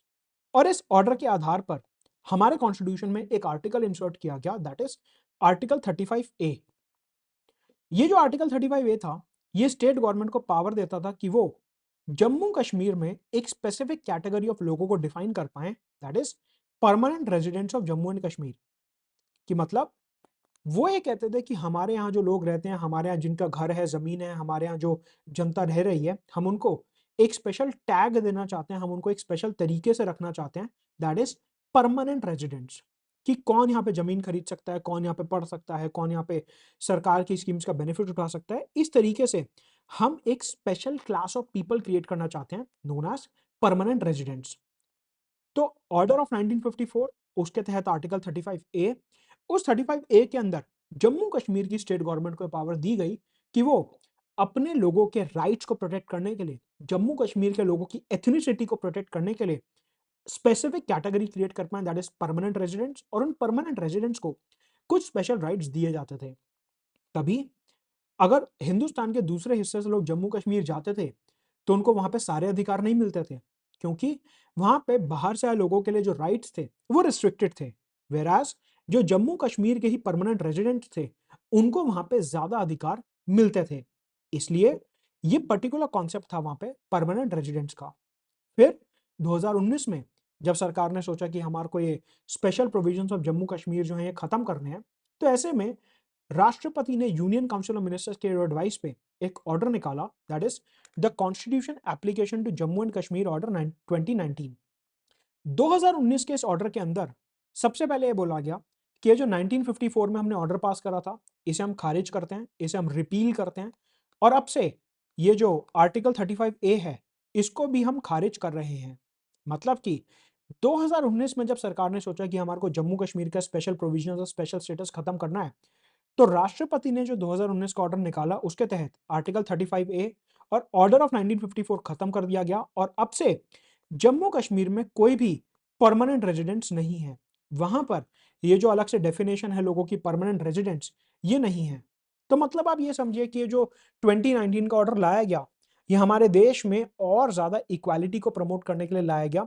कि पहले जो जम्मू कश्मीर में एक स्पेसिफिक लोगों को ज्यादा अधिकार मिलते थे कि हम तो परमानेंट रेजिडेंट्स हैं, हमारे को ज्यादा अधिकार मिलेंगे, वो जो क्लासिफिकेशन था, वो जो डिफरेंस था, उसको खत्म किया गया और ये बोला गया कि जैसे बाकी एरियाज में वेस्ट बंगाल, पंजाब, महाराष्ट्र में सब नागरिक बराबर हैं, वैसे ही जम्मू कश्मीर में भी अब सारे नागरिक बराबर होंगे और इधर परमानेंट रेजिडेंट्स नाम की कोई अलग से कैटेगरी नहीं होगी।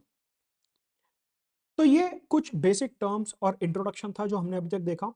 अब समझते हैं कि हमारे कॉन्स्टिट्यूशन में सिटीजनशिप को लेके क्या प्रोविजंस दिए हुए हैं। तो सिटीजनशिप के जितने भी प्रोविजंस हैं वो हमारे कॉन्स्टिट्यूशन के पार्ट 2 में दिए हुए हैं, आर्टिकल 5 से आर्टिकल 11 तक। बेसिकली हमारे यहाँ जो सिटीजनशिप के प्रोविजंस हैं उनको हम दो तरीके से देख सकते हैं। Till 26 January 1950 and after this, ये दो तरीके से हम सिटीजनशिप के प्रोविजंस को डिवाइड कर सकते हैं।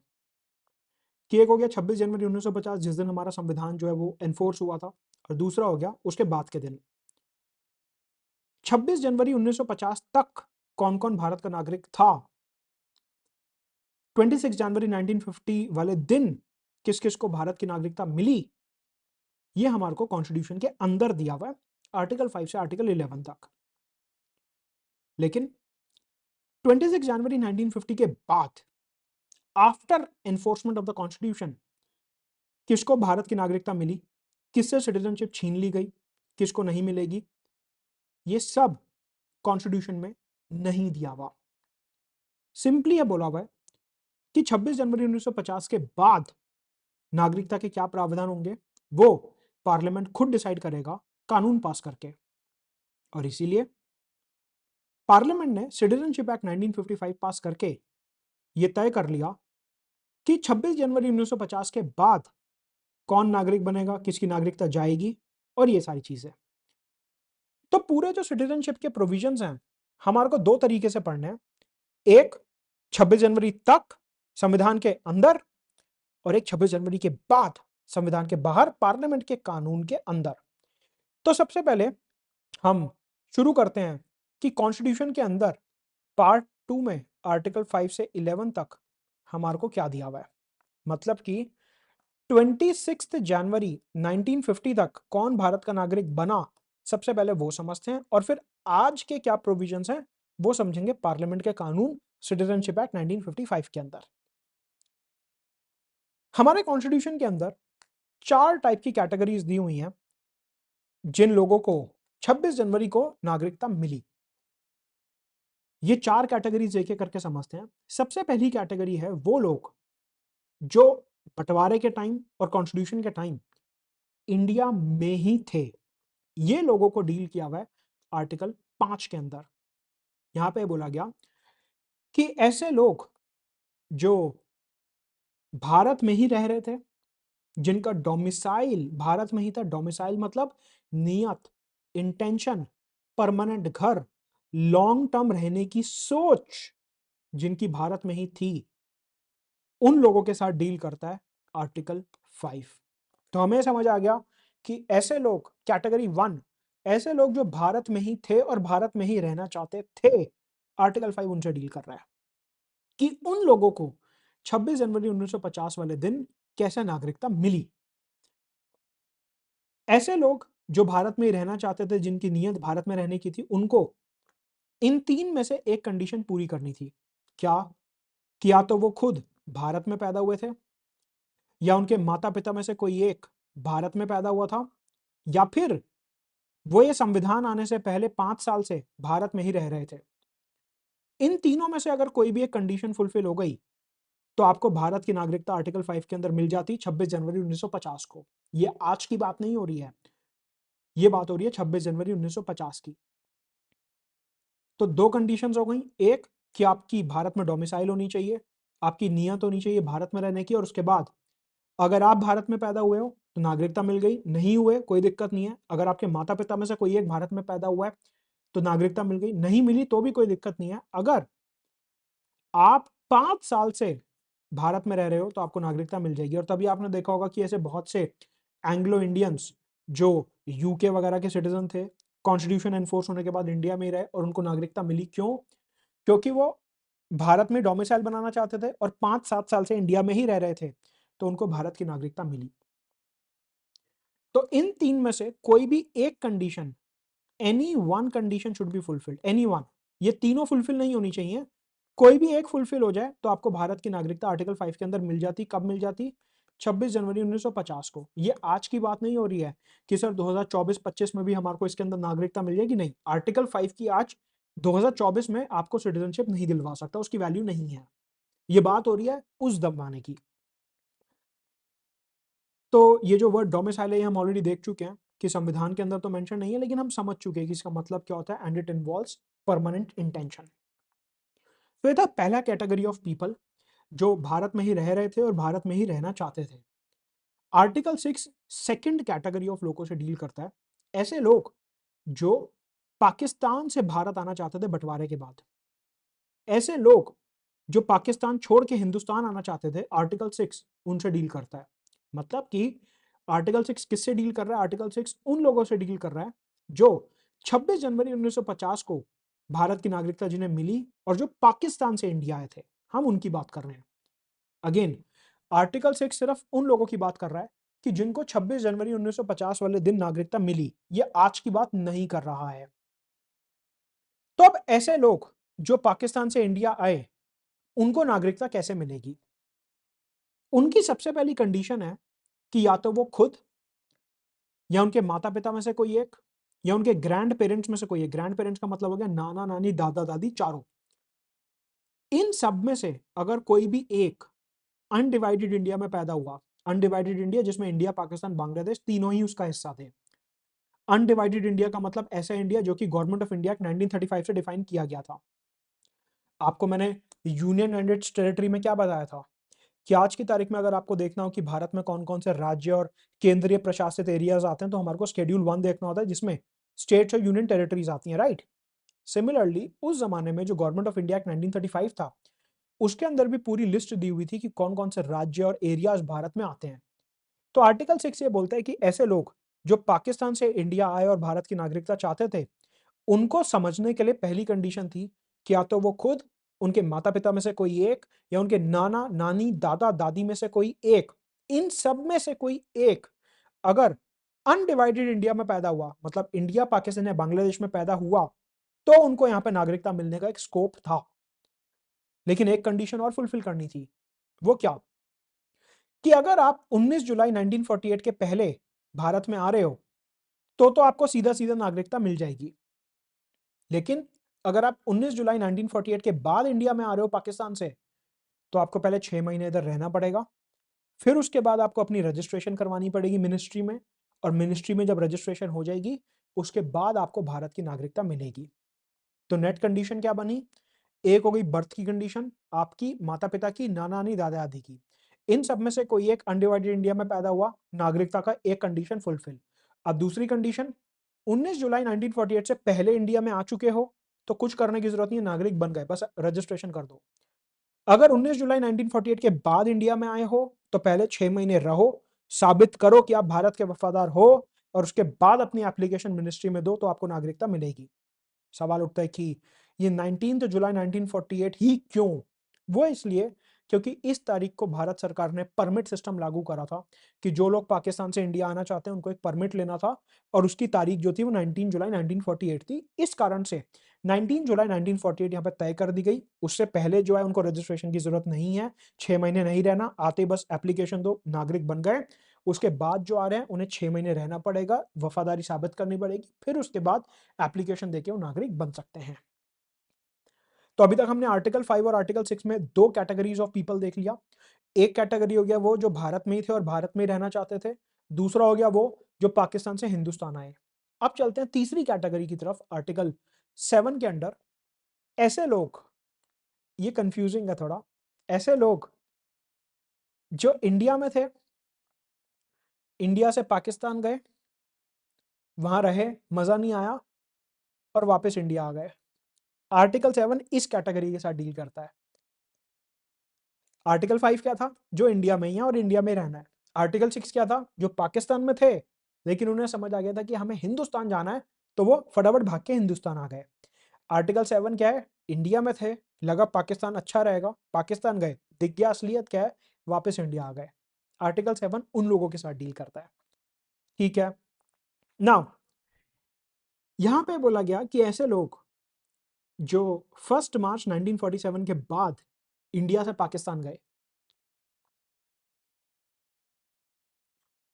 1 मार्च 1947 के बाद, आफ्टर दिस, जो इंडिया से पाकिस्तान गए, लेकिन 26 जनवरी 1950 से पहले ही वापस आ गए।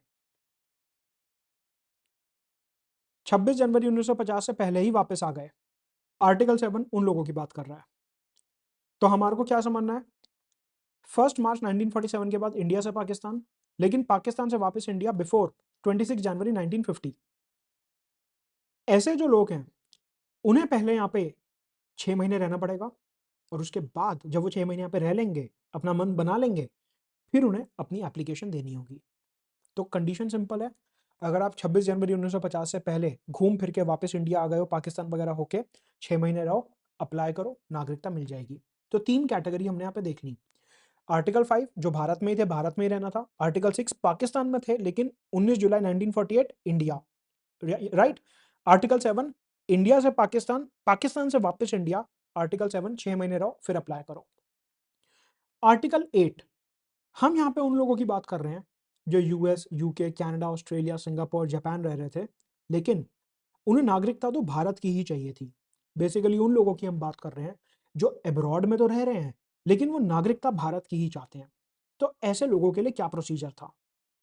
यहाँ पे सिंपली ये बोला गया कि अगर आप बाहर रह रहे हो, लेट अस से आप एक एग्जांपल ले लेते हैं कि आप लंदन में रह रहे हो, अभी वहां पे पढ़ाई कर रहे हो, काम कर रहे हो, जॉब कर रहे हो, व्हाटएवर। अगर आप बाहर रह रहे हो और कॉन्स्टिट्यूशन के आने के समय पे 26 जनवरी 1950 के अराउंड आपको भारत की नागरिकता चाहिए, तो आर्टिकल 8 में ये बोला गया कि आपको कुछ नहीं करना, आप सिंपली भारत में अगर पैदा हुए हो, या तो आप या आपके माता पिता में से कोई एक या आपके नाना नानी दादा दादी में से कोई एक अगर भारत में पैदा हुआ है, कौन सा Bharat? As defined by government of India act 1935, मतलब कि अनडिवाइडेड भारत। आप नाना नानी दादा दादी या मम्मी पापा में से कोई एक, इन सब में से कोई एक अगर इंडिया, पाकिस्तान, बांग्लादेश, मतलब कि उस टाइम का गवर्नमेंट ऑफ इंडिया एक्ट 1935 वाला जो हिंदुस्तान है उसमें पैदा हुए हो और अभी बाहर रह रहे हो लेकिन हिंदुस्तान की नागरिकता चाहते हो, तो आपको कुछ नहीं करना।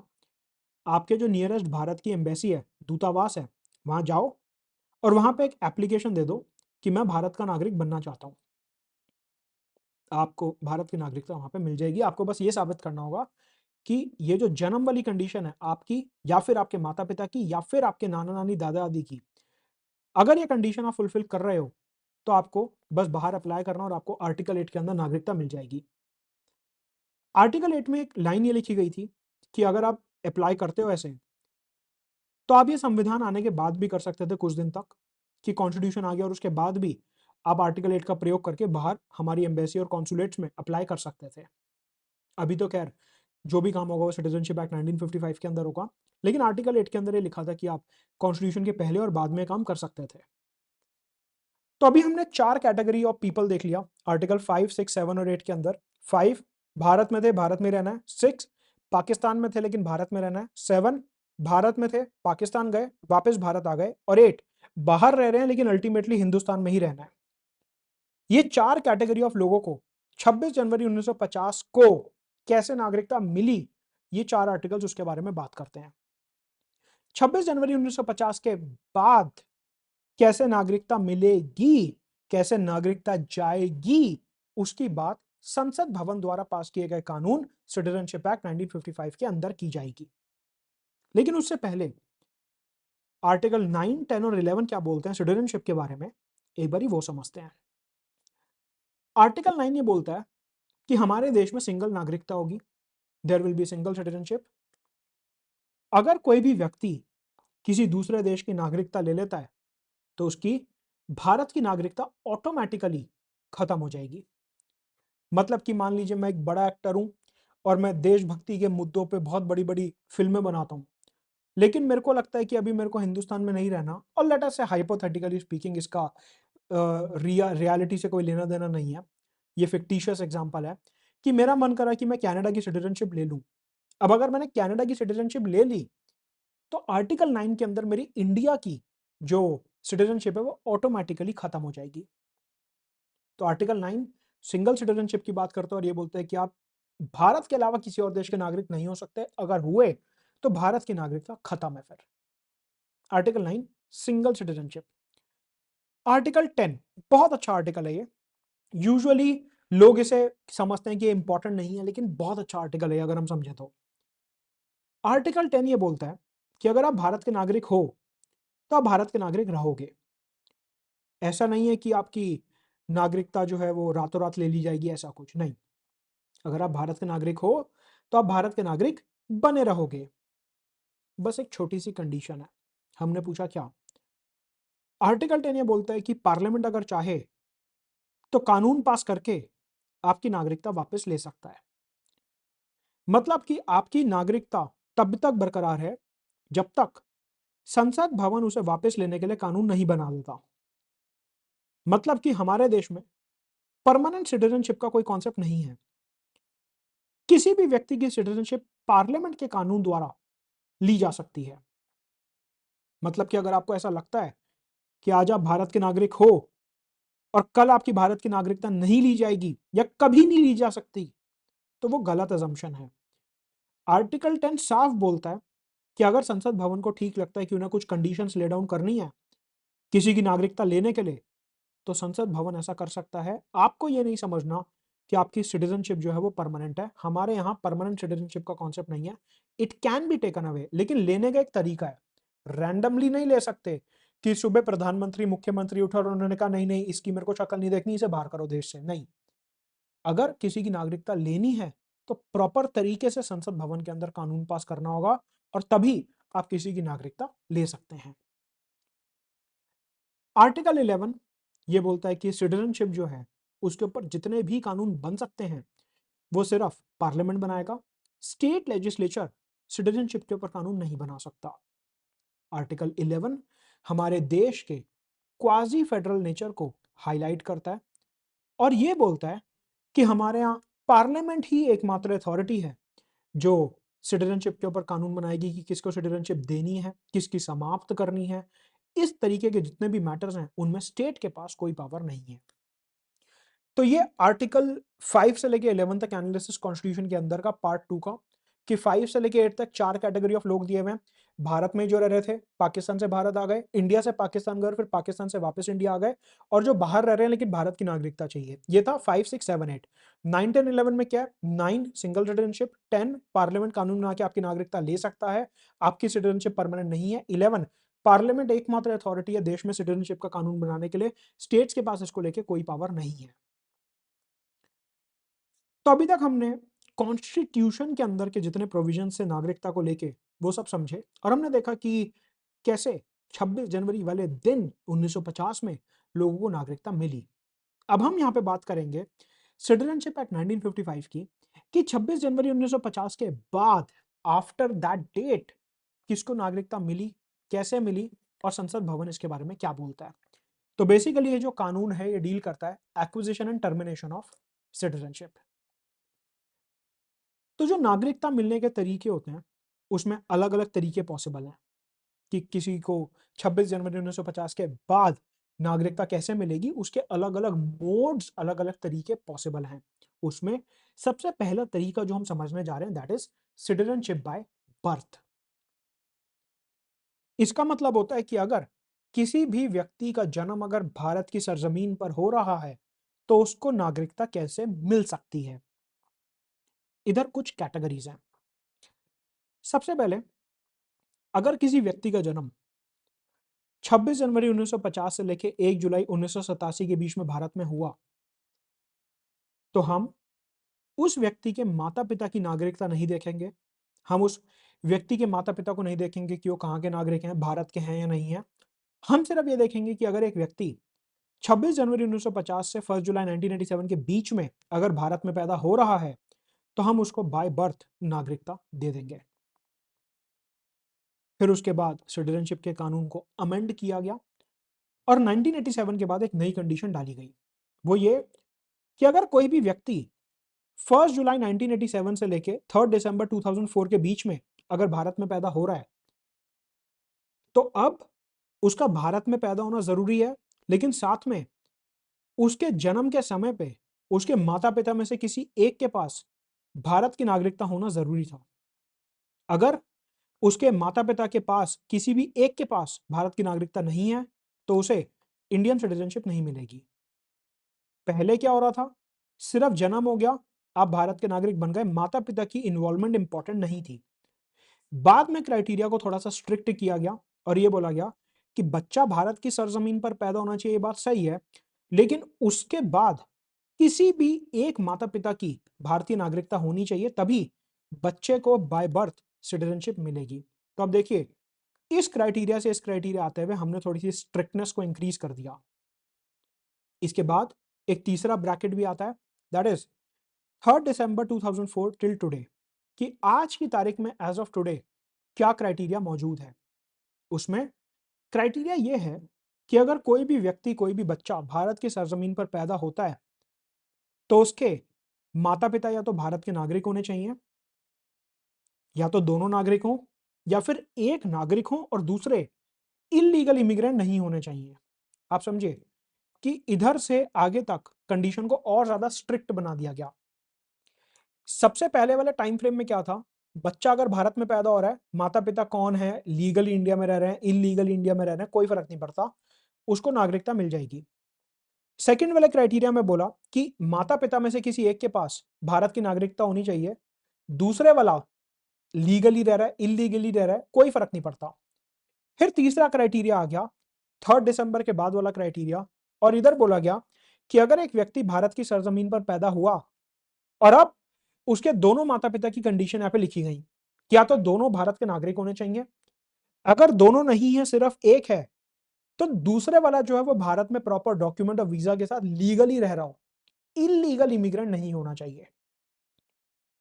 तो आप समझिए कि हर अमेंडमेंट के बाद हमने बाय बर्थ का जो क्राइटेरिया है, वो कैसे स्ट्रिक्ट करते गए।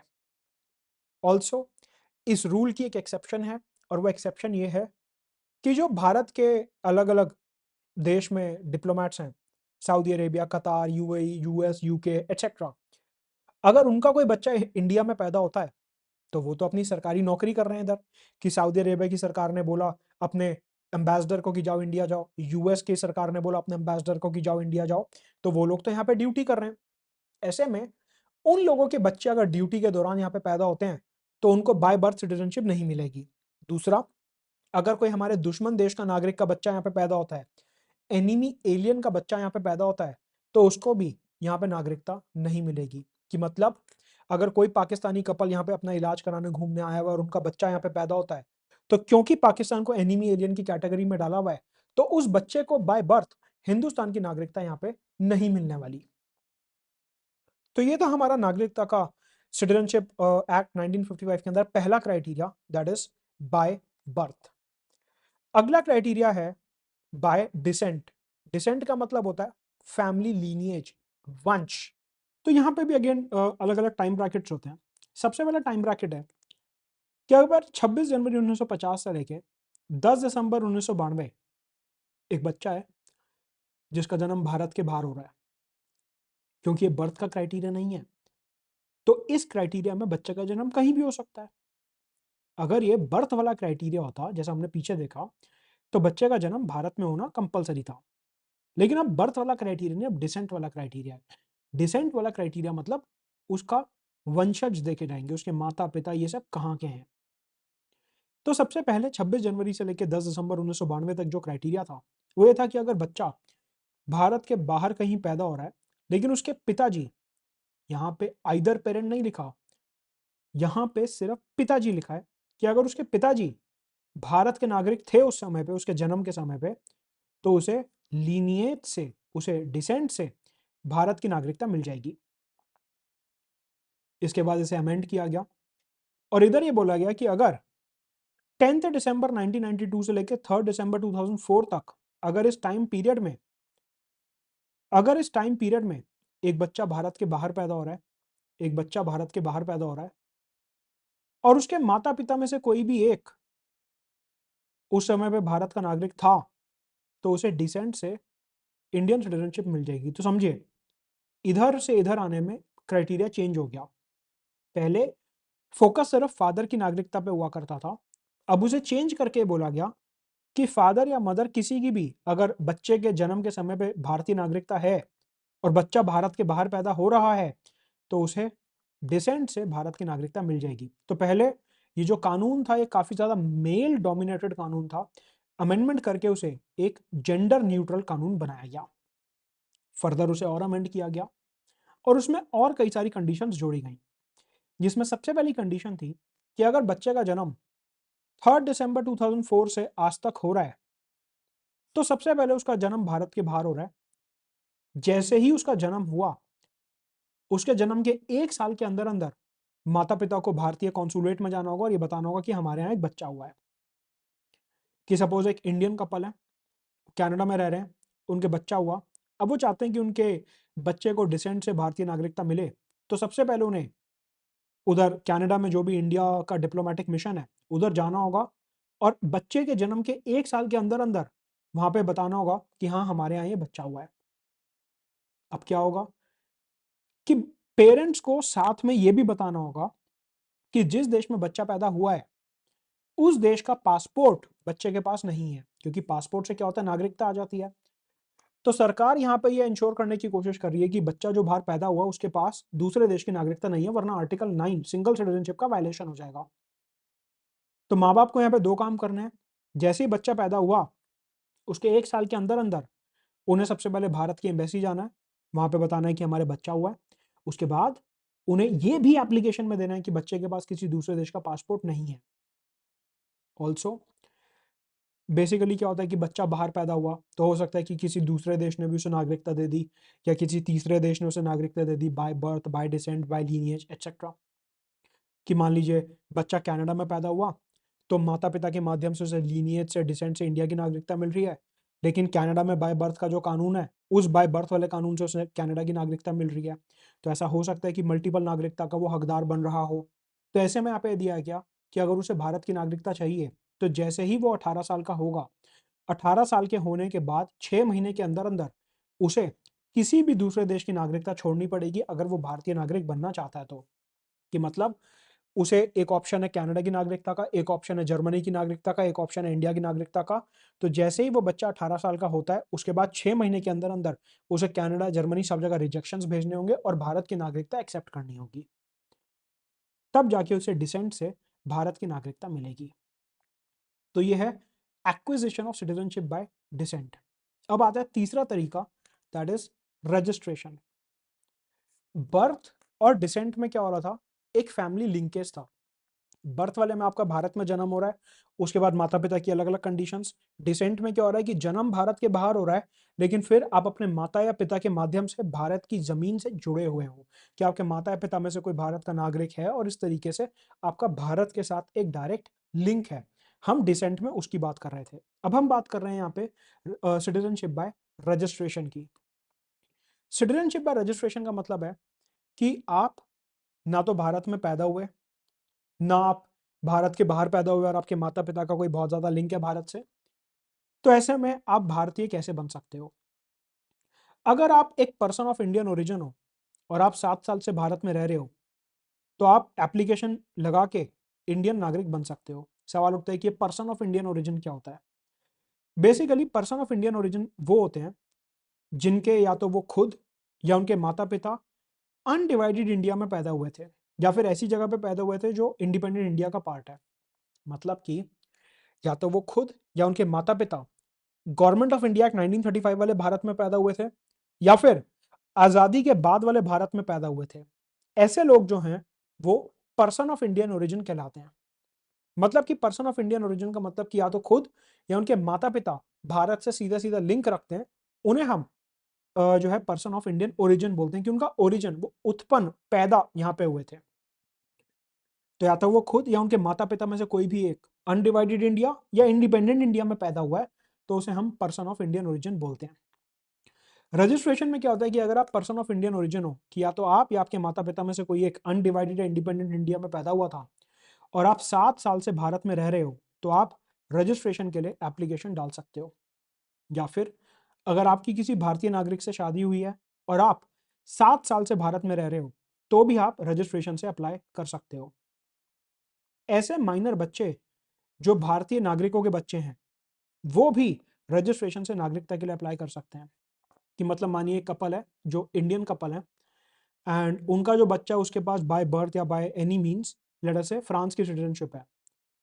क्योंकि वो बच्चा माइनर है और उसके माता-पिता इंडियन नागरिक हैं, तो वो अपने आप को इंडियन नागरिक की तरह रजिस्टर करवा सकता है। क्यों? क्योंकि उसके माता-पिता जो हैं, वो भारतीय नागरिक हैं। डिसेंट भी यूज़ कर सकता है, लेकिन रजिस्ट्रेशन भी यूज़ कर सकता है। ऑल्सो एक ऐसा व्यक्ति जो बड़ा हो चुका है 18 से ऊपर का और उसके माता-पिता भारतीय नागरिक हैं, वो भी सीधा आके भारत की नागरिकता ले सकता है रजिस्ट्रेशन से। एक ऐसा व्यक्ति या तो वो खुद या उसके माता-पिता इंडिपेंडेंट इंडिया के नागरिक थे, बाद में नहीं रहे और अब वो पिछले 12 महीने से इंडिया में रह रहा है, तो उसे इंडिया की सिटीजनशिप मिल जाएगी रजिस्ट्रेशन से। कि पहले नागरिक थे, बाद में कहीं कनाडा वगैरह चले गए, उधर की नागरिकता ले ली, अब वापस इंडिया आए, 12 महीने से रह रहे हैं, रजिस्टर करवा के नागरिकता ले सकते हैं। एक और तरीका है कि अगर एक व्यक्ति के पास पिछले 5 साल से ओवरसीज सिटीजन ऑफ इंडिया का कार्ड है, ओसीआई कार्ड होल्डर है, वो ओसीआई कार्ड होल्डर एक स्पेशल टाइप का कार्ड होता है जो भारत सरकार पीपल ऑफ इंडियन ओरिजिन को देती है, जो भारत से जुड़े हुए लोग हैं उनको देती है, जो किसी और देश के नागरिक हैं। कि एक व्यक्ति है, वो जुड़ा हुआ भारत से है लेकिन वो कनाडा का नागरिक है, तो सरकार उसे एक कार्ड दे देगी स्पेशल, जिसे हम कहते हैं ओसीआई कार्ड।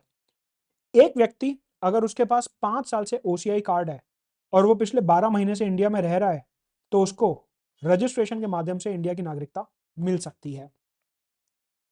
तो ये सारे क्राइटेरिया थे रजिस्ट्रेशन के। रजिस्ट्रेशन में बेसिकली वो क्राइटेरिया कवर होते हैं कि जो लोग ना तो इंडिया में पैदा हुए और ना ही उनके माता पिता का भी कोई बहुत ज्यादा डायरेक्ट लिंक डिसेंट के थ्रू बनता है, तो वो अपने आप को रजिस्टर भी करवा सकते हैं। साथ में ध्यान रखना है कि जब भी कोई व्यक्ति रजिस्ट्रेशन से भारत की नागरिकता लेता है, तो उसे एक शपथ लेनी होती है, एक ओथ लेनी होती है, कि जब उसे मिनिस्ट्री ने बुलाया कि हाँ आपकी नागरिकता फाइनल हो गई है, तो अब उसे एक शपथ लेनी होगी, एक ओथ लेनी होगी। कैसी शपथ? उसे अपनी शपथ में बोल लूंगा कि मैं भारत के संविधान के प्रति सच्ची आस्था और निष्ठा रखूंगा, मतलब कि true faith and allegiance towards constitution. जितने भी भारत के कानून हैं उनको बनाए रखूंगा, और नागरिक के तौर पे मेरी जितनी भी ड्यूटीज हैं उनको भी मैं पूरा करूंगा। इस प्रकार की एक शपथ उस व्यक्ति को रजिस्ट्रेशन करवाते हुए लेनी होगी। तो ये था सिटीजनशिप बाय रजिस्ट्रेशन। अब समझते हैं कि नेचुरलाइजेशन के माध्यम से सिटीजनशिप क्या होती है। ये हमारा चौथा तरीका है। बर्थ हो गया, डिसेंट हो गया, रजिस्ट्रेशन हो गया, और अब हम चौथे तरीके पे आए हैं सिटीजनशिप के, दैट इज नेचुरलाइजेशन। अब यहाँ पे समझिए कि कॉन्स्टिट्यूशन के अंदर ये सारे मेथड्स नहीं दिए हुए, वहां पे तो सिंपली 4 कैटेगरी ऑफ लोग दिए हुए थे आर्टिकल 5, 6, 7 और 8 में। उसके बाद जितने भी ये इलेबोरेट सिटीजनशिप के प्रोविजंस हैं, वो सिटीजनशिप एक्ट 1955 के तहत कॉन्स्टिट्यूशन के अलावा हटके ये हमारे कानून में डाले गए। नेचुरलाइजेशन का मतलब होता है प्राकृतिकरण, मतलब कि एक व्यक्ति इतने लंबे समय से भारत में रह रहा है कि अब उसका कहीं और जाने का मन ही नहीं करता। नेचुरलाइजेशन का मतलब है एक ऐसा तरीका जहां पे वो व्यक्ति कहता है कि अब मेरे को हिंदुस्तान में ही रहना है और मैं कहीं और रह ही नहीं सकता। वो कहीं बाहर का था, लड़ा से एक व्यक्ति जिसके माता पिता भी इंडियन नहीं है, वो खुद पूरा बाहर का है, और इस तरीके से कि कोई भी रैंडम व्यक्ति उठ के आया, वो भारत में रह रहा था, उसे भारत इतना पसंद आया कि वो कहता है कि अब मेरे को इंडिया में ही रहना है। उस मेथड को, उस प्रोसेस को हम बोलते हैं सिटीजनशिप बाय नेचुरलाइजेशन। यहां पे नेचुरलाइजेशन के अंदर एक पर्टिकुलर कंडीशन फॉलो होती है, दैट इज 1+11/14।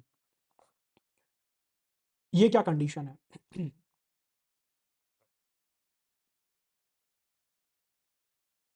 ये कंडीशन है कि सपोज आपने इस पर्टिकुलर तारीख को एप्लीकेशन डाली, लेटर से 15 अगस्त को, लेटर से आपने 15 अगस्त 2024 को एप्लीकेशन डाली कि मैं नेचुरलाइजेशन से भारत का नागरिक बनना चाहता हूं। नेचुरलाइजेशन में सरकार ने कुछ मैथमेटिकल फॉर्मूला दिया हुआ है। क्या? यहां पे लिखा हुआ है कि सपोज आप 15 अगस्त 2024 को नेचुरलाइजेशन से नागरिकता की एप्लीकेशन डालते हो। जिस तारीख को आपने एप्लीकेशन डाली उससे एक साल पहले से, जिस तारीख को आपने एप्लीकेशन डाली उससे एक साल पहले से लगातार, ये 12 महीने लगातार आपको इंडिया में रहना है। ये हो गया 1 ईयर, 12 महीने मतलब 1 ईयर। 1+11 14 में आपको बता रहा हूं, ये शॉर्टकट याद रखने का, कि जिस तारीख को एप्लीकेशन डाली गई उससे पहले एक साल तक लगातार आपको इंडिया में रहना, और उससे पहले 14 साल का पीरियड आपको कैलकुलेट करना है, कि 2009 से लेकर 2023 तक 14 साल हो गए। इन 14 साल में से कोई भी 11 साल आपको इंडिया में रहना है। अगर आप ये कंडीशन पूरी करते हो तो आपको नेचुरलाइजेशन से सिटीजनशिप मिलेगी। तो नेचुरलाइजेशन का क्या मतलब है? 1+11/14, जिस तारीख को एप्लीकेशन डाली है उससे पहले एक साल तक आप इंडिया में रह रहे हो, और उसके बाद उससे पहले 14 साल देखो, और उस 14 साल में 11 साल आप इंडिया में होने चाहिए। अगर ये कंडीशन पूरी होती है तो आपको भारत की नागरिकता मिलेगी। ये जो 14 साल कैलकुलेट करने हैं, ये इस 12 महीने वाले पीरियड से पहले से करने हैं। कि आपने 2024 में एप्लीकेशन डाली, तो 2023 से 24 तक तो 12 महीने हो गए। अब उस 12 महीने के पीरियड से पहले के 14 साल में से 11 साल आपको यहां पे रहना है। ये जो 14 साल काउंट होंगे 2024 से काउंट नहीं होंगे, 2023 से काउंट होंगे। ये यहाँ पे कैच है। तो इस तरीके से अगर आप एक कंडीशन पूरी करते हो तो आपको नेचुरलाइजेशन से नागरिकता मिल सकती है। लेकिन इस पर्टिकुलर कंडीशन के अलावा भी और कंडीशंस हैं जहां पे आपको फुलफिल करना होगा नेचुरलाइजेशन से सिटीजनशिप के लिए। सबसे पहले, आप अगर नेचुरलाइजेशन से सिटीजन बनना चाहते हो तो आपको उस देश का नागरिक होना पड़ेगा जहां पे भारतीय जाके नेचुरलाइजेशन से सिटीजन बन सकते हैं। कि लेटर से आप जर्मनी से आए हो और अब आप इंडिया के नागरिक बनना चाहते हो नेचुरलाइजेशन से, तो भारत सरकार सबसे पहले जाके ये देखेगी कि क्या जर्मनी वाले हमारे भारतीयों को नेचुरलाइजेशन से सिटीजन बनने दे रहे हैं। अगर हाँ, तो हम जर्मनी वालों को बनने देंगे इंडिया में नेचुरलाइजेशन से सिटीजन, अगर नहीं तो हम नहीं बनने देंगे। तो सबसे बड़ी कंडीशन आती है कि आपको उस देश से हमारे यहाँ आना है जो देश हमारे नागरिकों को नेचुरलाइजेशन से एक्सेप्ट कर रहा है। मतलब कि रेसिप्रोकल बेसिस, कि अगर वो एक्सेप्ट कर रहा है हमारे नागरिकों को नेचुरलाइजेशन से, तो ही हम उसके नागरिकों को अपने देश में नेचुरलाइजेशन से एक्सेप्ट करेंगे। प्लस आप जो है राजी होने चाहिए कि आप अपने पिछले देश की नागरिकता छोड़ दोगे। साथ में आपका कैरेक्टर अच्छा होना चाहिए, आपको या तो इंग्लिश आनी चाहिए या फिर 8th शेड्यूल के अंदर कोई भी एक भाषा आनी चाहिए। साथ में आपकी नीयत होनी चाहिए कि आप नेचुरलाइजेशन के बाद लंबे समय तक हिंदुस्तान में रहने वाले हो। अगर आप ये सारी कंडीशंस पूरी करते हो तो केंद्र की सरकार आपको नेचुरलाइजेशन से नागरिकता दे देगी। यहाँ पे अगर सेंट्रल गवर्नमेंट चाहे तो कुछ या सारी कंडीशंस आपके लिए वेव ऑफ कर सकती है। मतलब कि या तो एक दो कंडीशन हटा सकती है या सारी ही कंडीशन हटा सकती है। लेकिन ये केंद्र सरकार का डिस्क्रिशन है कि केंद्र सरकार अगर चाहे तो वो आपको बोल सकती है कि हम आपके लिए यहां से कुछ कंडीशन हटा देते हैं, कम कर देते हैं, ज्यादा कर देते हैं। लेकिन कब?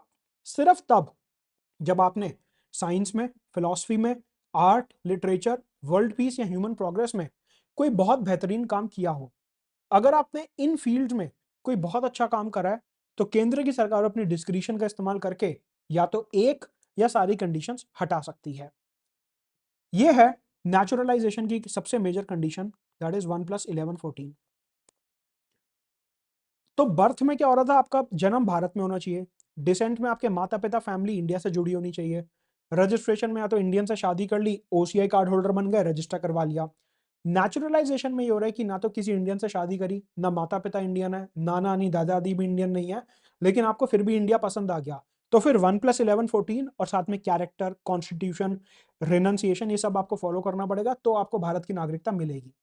अब यहाँ पे क्या हुआ, भारत सरकार जो है जब भी आपको नेचुरलाइजेशन से नागरिकता देगी तो आपको एक शपथ भी लेनी पड़ेगी, आपको एक ओथ भी लेनी पड़ेगी। कैसी ओथ? वही सेम जो रजिस्ट्रेशन के बाद लेनी थी कि आप भारत के संविधान के प्रति ट्रू फेथ और एलिजियंस रखोगे, कि संविधान को पूरी सच्ची श्रद्धा और निष्ठा से फॉलो करोगे, भारत में जितने भी कानून हैं उनको फॉलो करोगे, और साथ में सिटीजन्स की जितनी भी ड्यूटीज हैं उनको आप फुलफिल करोगे। नाउ इधर आपको एक बात और समझनी है जो प्रीलिम्स के पॉइंट ऑफ व्यू से काफी इंपॉर्टेंट फैक्ट है, कि अगर हम इंडियन कॉन्स्टिट्यूशन देखें तो वहां पे कंडीशन दी हुई है कि अगर आपको भारत का राष्ट्रपति बनना है तो आप किसी भी मेथड से नागरिक बन सकते हो। बेसिकली राष्ट्रपति बनने की एसेंशियल कंडीशन क्या है? कि you should be a citizen of India, आप भारत के नागरिक होने चाहिए। वो नागरिकता आपने कैसे एक्वायर करी है वो इंपॉर्टेंट नहीं है। बर्थ से, डिसेंट से, नेचुरलाइजेशन से, रजिस्ट्रेशन से कैसे आपको वो नागरिकता मिली है वो इंपॉर्टेंट नहीं है। कॉन्स्टिट्यूशन में सिर्फ ये लिखा हुआ है कि आप भारत के नागरिक होने चाहिए, कैसे होने चाहिए वो इंपॉर्टेंट नहीं है।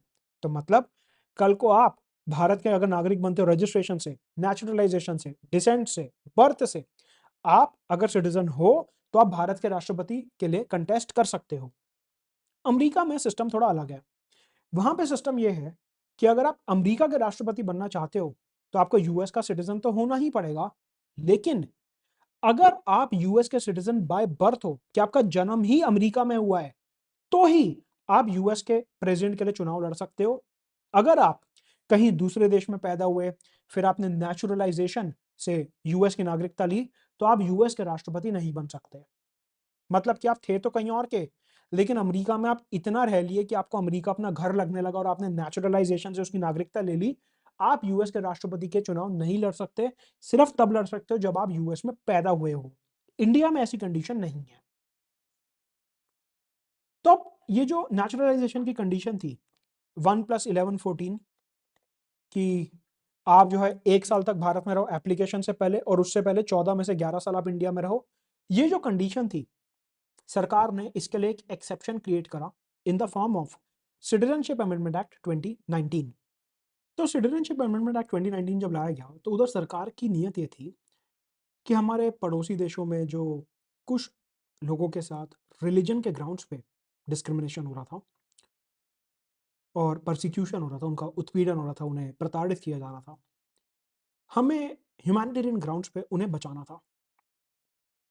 तो ऐसे में सरकार ने बोला कि ये जो प्रताड़ित लोग हैं दूसरे देशों के, हमें इन्हें भारत की नागरिकता थोड़ा जल्दी तरीके से, फास्ट ट्रैक तरीके से देनी होगी। सिटीजनशिप अमेंडमेंट एक्ट 2019 के अंदर जो हमारी ओरिजिनल नेचुरलाइजेशन की कंडीशन है 1+11 14, इसको थोड़ा सा चेंज किया गया। क्या चेंजेस आए समझते हैं। सबसे पहले ये जो पर्टिकुलर अमेंडमेंट एक्ट है, ये किसके लिए आया?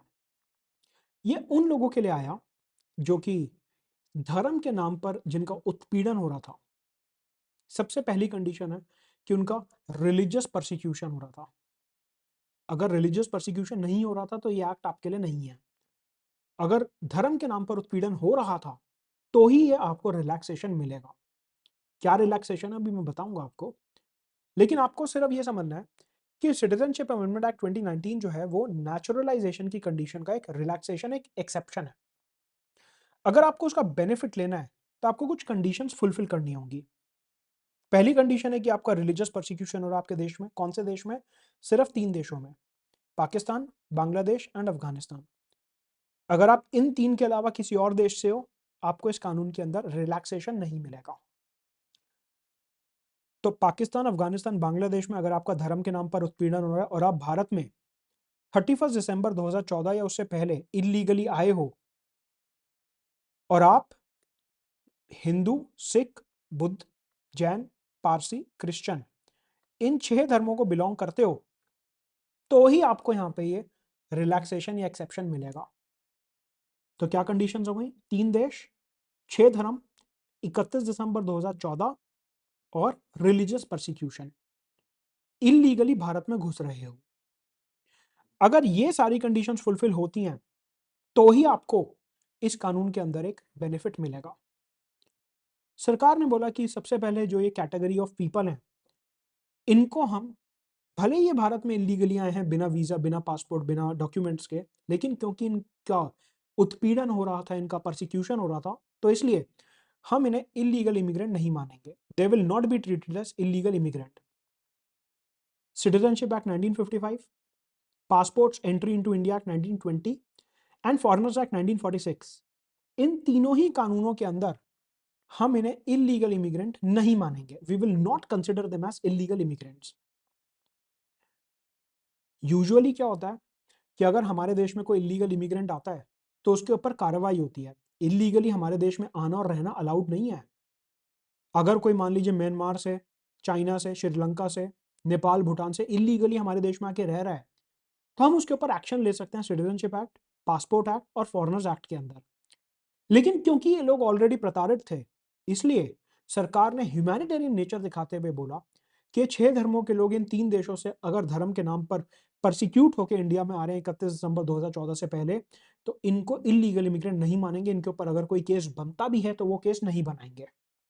पहली बात। दूसरी बात, जो हमारे सिटीजनशिप एक्ट 1955 के अंदर एक कंडीशन है 1+11/14 की, नेचुरलाइजेशन की, यहां पे हम इन्हें एक रिलैक्सेशन दे देंगे कि आप भारत में नागरिकता के लिए अप्लाई कर सकते हो नेचुरलाइजेशन से, और उसमें आपका रिलैक्सेशन होगा 1+5/14। 1+5/14 का मतलब है कि अगर आप 15 अगस्त 2024 को नागरिकता के लिए अप्लाई कर रहे हो, तो उससे पहले 1 साल लगातार आपको इंडिया में रहना है, 12 महीने, और उसके बाद 14 साल में कोई भी 5 साल इंडिया में रहना है। जो नॉर्मल वाला नेचुरलाइजेशन था उसमें हमने क्या देखा था कि आपको 14 में से 11 साल इंडिया में रहना था। ये था नॉर्मल वाला नेचुरलाइजेशन। लेकिन ये जो धर्म के नाम पे उत्पीड़ित लोग हैं, जो पाकिस्तान, बांग्लादेश, अफ़गानिस्तान से इंडिया आए 31 दिसंबर 2014 से पहले, उनके लिए ये 11 साल की जगह हमने एक स्पेशल अरेंजमेंट बना दिया 5 साल, कि जिस तारीख को आप अप्लाई कर रहे हो, उससे पहले 1 साल आपको भारत में रहना है और उससे पहले 14 में से किन्हीं भी 5 साल आपको इंडिया में रहना है, तो आपको नेचुरलाइजेशन से भारत की नागरिकता मिल जाएगी। ये है सिटीजनशिप एक्ट 2019 का मेजर प्रोविजन, कि जो धर्म के नाम पर उत्पीड़ित लोग हिंदुस्तान में आ रहे हैं, उनके लिए हम एक फास्ट ट्रैक सिटीजनशिप का मैकेनिज्म क्रिएट कर रहे हैं कि आपको थोड़ा जल्दी नागरिकता मिल जाए, आप ये प्रोविजन का इस्तेमाल कर सकते हो। क्वेश्चन उठता है कि अगर पाकिस्तान, अफगानिस्तान, बांग्लादेश से मुस्लिम्स इंडिया में आना चाहते हैं, तो क्या हम उन्हें नागरिकता नहीं देंगे? बिल्कुल देंगे। लेकिन क्योंकि पाकिस्तान, अफगानिस्तान और बांग्लादेश मुस्लिम मेजॉरिटी देश हैं, तो वहाँ पे मुस्लिम्स का इतना ज़्यादा उत्पीड़न नहीं होता और इसलिए अगर उन्हें आके भारत का नागरिक बनना है, तो उन्हें ये नेचुरलाइजेशन का जो प्रोसेस है 1+11 14 ओरिजिनल वाला, ये फॉलो करना होगा। उनको ये जो फास्ट ट्रैक रिलैक्सेशन है 1+5 14 का, ये अवेलेबल नहीं होगा। ये जो पर्टिकुलर सिटीजनशिप का कानून है, कि जो पाकिस्तान, अफगानिस्तान, बांग्लादेश से धर्म के नाम पर उत्पीड़ित लोग हिंदुस्तान आएँगे, यहाँ पे कुछ एक्सेप्शंस हैं। भारत के कुछ हिस्सों में ये कानून एप्लीकेबल नहीं है। सबसे पहले, जो हमारे शेड्यूल 6 के ट्राइबल एरियाज़ हैं, असम, मेघालय, मिज़ोरम और त्रिपुरा के जो कुछ-कुछ ट्राइबल एरियाज़ हैं, जैसे कि गारो, खासी, जयंतिया, मारा, चकमा, लई, Tripura territorial area district, Kirby Anglong area, schedule 6 के ये जो ट्राइबल एरियाज़ हैं इन 4 स्टेट्स के अंदर, यहाँ पे सिटीजनशिप अमेंडमेंट एक्ट 2019 नहीं लगेगा। ध्यान से सुनेंगे मेरी बात को, मैं ये नहीं बोल रहा हूँ कि इन चारों स्टेट्स में ये नहीं लगेगा। इन चारों स्टेट्स में सब जगह लगेगा ये कानून, बस इन स्टेट्स के अंदर जो शेड्यूल 6 के ट्राइबल एरियाज़ हैं, उन एरियाज़ में, उन डिस्ट्रिक्ट्स में नहीं मिलेगा। कि सपोज़ मैं बांग्लादेश से आया हुआ हिंदू हूँ और मेरे साथ धर्म के नाम पे उत्पीड़न हुआ है। अब अगर मैं गुवाहाटी जाके रहता हूँ आसाम में, तो मेरे को फास्ट ट्रैक सिटीजनशिप मिल जाएगी। लेकिन अगर मैं कर्बी एंगलोंग में जाके रहता हूँ, जो कि शेड्यूल 6 एरिया है आसाम के अंदर, तो अगर मैं कर्बी एंगलोंग में जाके रह रहा हूँ, अगर मैं गारो, खासी, जयंतिया, मेघालय में जाके रह रहा हूँ, अगर मैं मारा, चकमा और लई, मिज़ोरम में जाके रह रहा हूँ, तो मेरे को इसके अंदर फास्ट ट्रैक सिटीजनशिप नहीं मिलेगी, क्योंकि वो शेड्यूल 6 के शेड्यूल ट्राइब्स के प्रोटेक्टेड एरियाज़ हैं। तो ऐसा नहीं है कि पूरे असम, पूरे मिज़ोरम में मेरे को नहीं मिलेगा इसका प्रोविज़न, मिलेगा। लेकिन वहाँ पे जो रिज़र्व्ड एरियाज़ हैं शेड्यूल्ड ट्राइब्स के लिए शेड्यूल 6 में, उधर मेरे को इस एक्ट का बेनिफिट नहीं मिलेगा। ये है इस कानून का पहला एक्सेप्शन। दूसरा एक्सेप्शन ये है कि हमारे देश में एक कानून है जिसे बोलते हैं Bengal eastern frontier regulation act 1873। इसके अंदर हमने एक सिस्टम लाया है जिसे कहते हैं inner line permit areas. Basically जो बॉर्डर की तरफ सेंसिटिव एरियाज होते हैं, उधर अगर आपको जाना है तो आपको एक स्पेशल परमिशन सरकार से लेनी होगी। तो ये जो इनर लाइन परमिट एरियाज होते हैं, ये छोटे-छोटे एरियाज हैं अरुणाचल, मिज़ोरम, मणिपुर और नागालैंड में। अगर आप इन बॉर्डर वाले सेंसिटिव एरियाज में जाके रह रहे हो, तो भी आपको सिटीजनशिप अमेंडमेंट एक्ट 2019 के अंदर बेनिफिट नहीं मिलेगा। मतलब कि अगर आप इनर लाइन परमिट एरियाज के अंदर जाके रह रहे हो, जो कि सेंसिटिव बॉर्डर एरियाज हैं, वहां पे भी इस कानून के अंदर आपको फास्ट ट्रैक नागरिकता नहीं मिलेगी। तो हमने दो एक्सेप्शन देख लिए, एक शेड्यूल 6 एरियाज और एक इनर लाइन परमिट एरियाज। इन दोनों एरियाज के अंदर अगर आप बांग्लादेश, पाकिस्तान, अफगानिस्तान से आके रह रहे हो, तो आपको ये जो रिलैक्सेशन मिला है नेचुरलाइजेशन का, कि 1+11 14 की जगह 1+5 14 हो जाएगा, ये नहीं मिलेगा। अब आता है एक बहुत important provision, that is Assam accord. तो बेसिकली क्या हुआ कि आसाम में एक प्रॉब्लम फेस हो रही थी बहुत ज्यादा, एंड दैट इज कि बांग्लादेश से लार्ज नंबर ऑफ इमिग्रेंट्स जो हैं, वो इलीगली आसाम में आके रह रहे थे। ऐसे में आसाम के लोगों को एक खतरा महसूस हुआ और उन्होंने बोला कि अगर बांग्लादेश से इसी तरीके से लोग इलीगली आके आसाम में रहते रहेंगे, तो हमारी लैंग्वेज, कल्चर, रिलीजन, कस्टम्स, ये सब बर्बाद हो जाएगा। मतलब कि आसाम के लोगों का जो ओरिजिनल कल्चर है, वो बचेगा ही नहीं।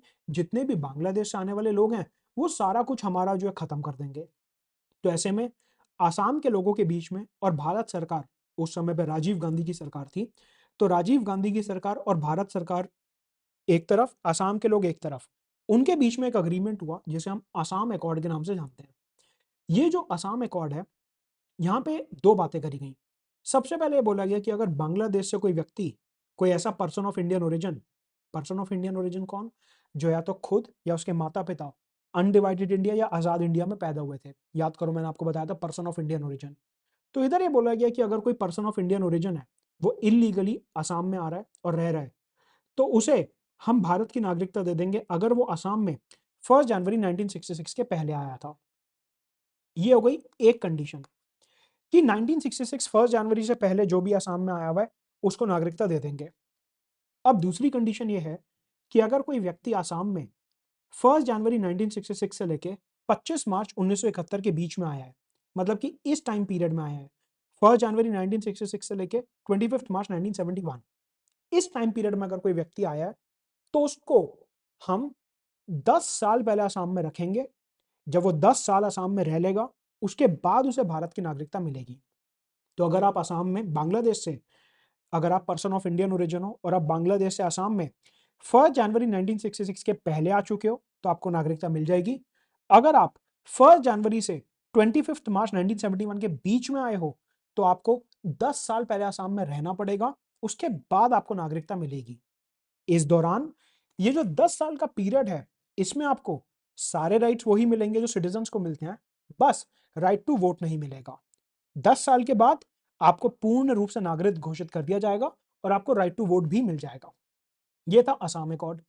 मतलब कि यहां से हमें ये समझ आता है कि 25 मार्च 1971 एक ऐसी तारीख है असम अकॉर्ड के अंदर कि इस तारीख के बाद जो भी असम में आएगा, उसे भारत की नागरिकता नहीं मिलेगी। मतलब कि कोई भी पर्सन ऑफ इंडियन ओरिजिन अगर बांग्लादेश से असम में 25 मार्च 1971 के बाद आता है, तो उसे यहाँ पे नागरिकता नहीं मिलेगी। क्यों?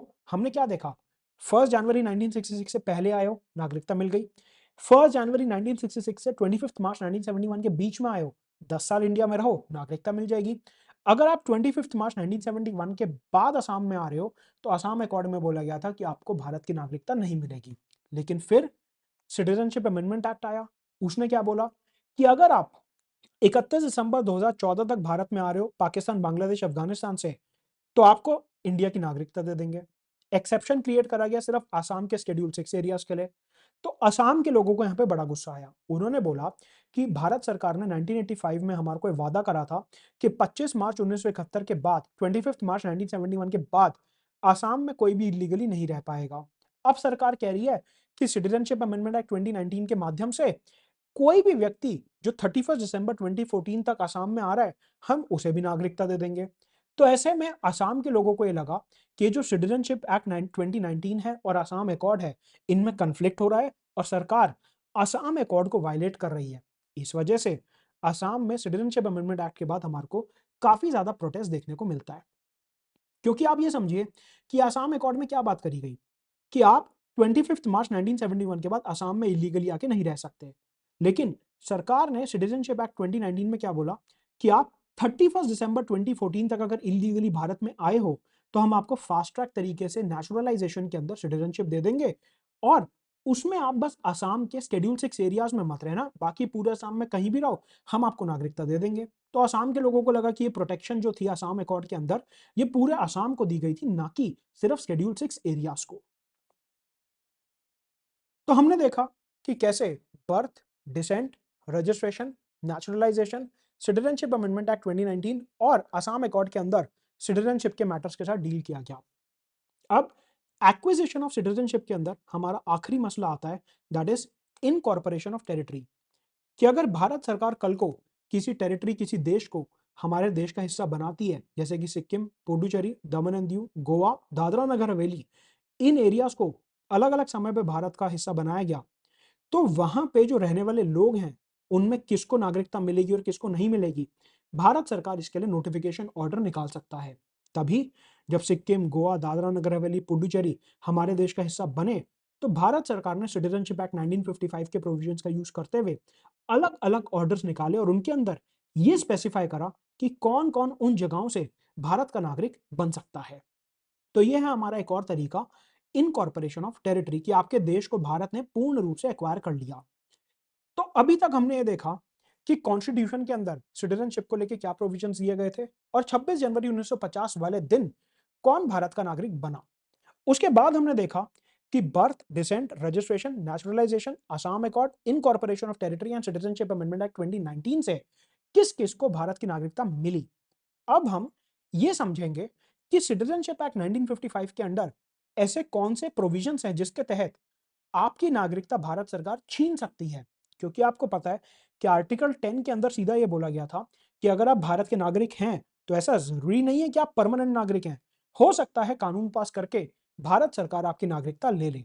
ऐसे में हमारे इस पर्टिकुलर कानून के अंदर 3 क्राइटेरिया दिए हुए हैं जिसके तहत भारत सरकार आपकी नागरिकता वापस ले सकती है। उसमें सबसे पहला क्राइटेरिया है रिनंसिएशन, कि आप भारत सरकार को चिट्ठी लिख रहे हो कि सर, मेरे को अब आपके देश की नागरिकता नहीं चाहिए और मैं आपकी नागरिकता छोड़ना चाहता हूं। अगर आप अपनी मर्जी से अपनी नागरिकता छोड़ रहे हैं तो उसे हम रिनंसिएशन बोलते हैं, मतलब कि त्याग कर देना स्वेच्छा से, अपनी इच्छा से, रिनंसिएशन। जब भी कोई व्यक्ति अपनी नागरिकता ऐसे छोड़ता है तो उसके जितने भी माइनर बच्चे हैं, मतलब कि 18 साल से कम उम्र के बच्चे हैं, उनकी भी नागरिकता भारत की चली जाती है। हाँ, लेकिन उन बच्चों के लिए एक प्रोविज़न दिया गया है कि जब वो 18 साल के हो जाएँ, तो विदिन 1 ईयर, मतलब कि 18 से 19 के बीच में अगर वो भारत के नागरिक दोबारा बनना चाहते हैं, तो वो बन सकते हैं। साथ में अगर भारत किसी देश के साथ युद्ध पे है, तो उस समय पे आप अपनी सिटीज़नशिप नहीं त्याग कर सकते, क्योंकि उस टाइम पे भारत सरकार का फ़ोकस वॉर वगैरह पे होता है। तो पहला तरीका है नागरिकता छोड़ने का, सिंपल रिनंसिएशन, की चिट्ठी लिखी होम मिनिस्ट्री को कि मेरे को नागरिकता नहीं चाहिए, तो आपके माइनर बच्चों की भी नागरिकता गई। दूसरा तरीका है टर्मिनेशन। बेसिकली ये जो प्रोविजन है ये आर्टिकल नंबर 9 से निकलता है।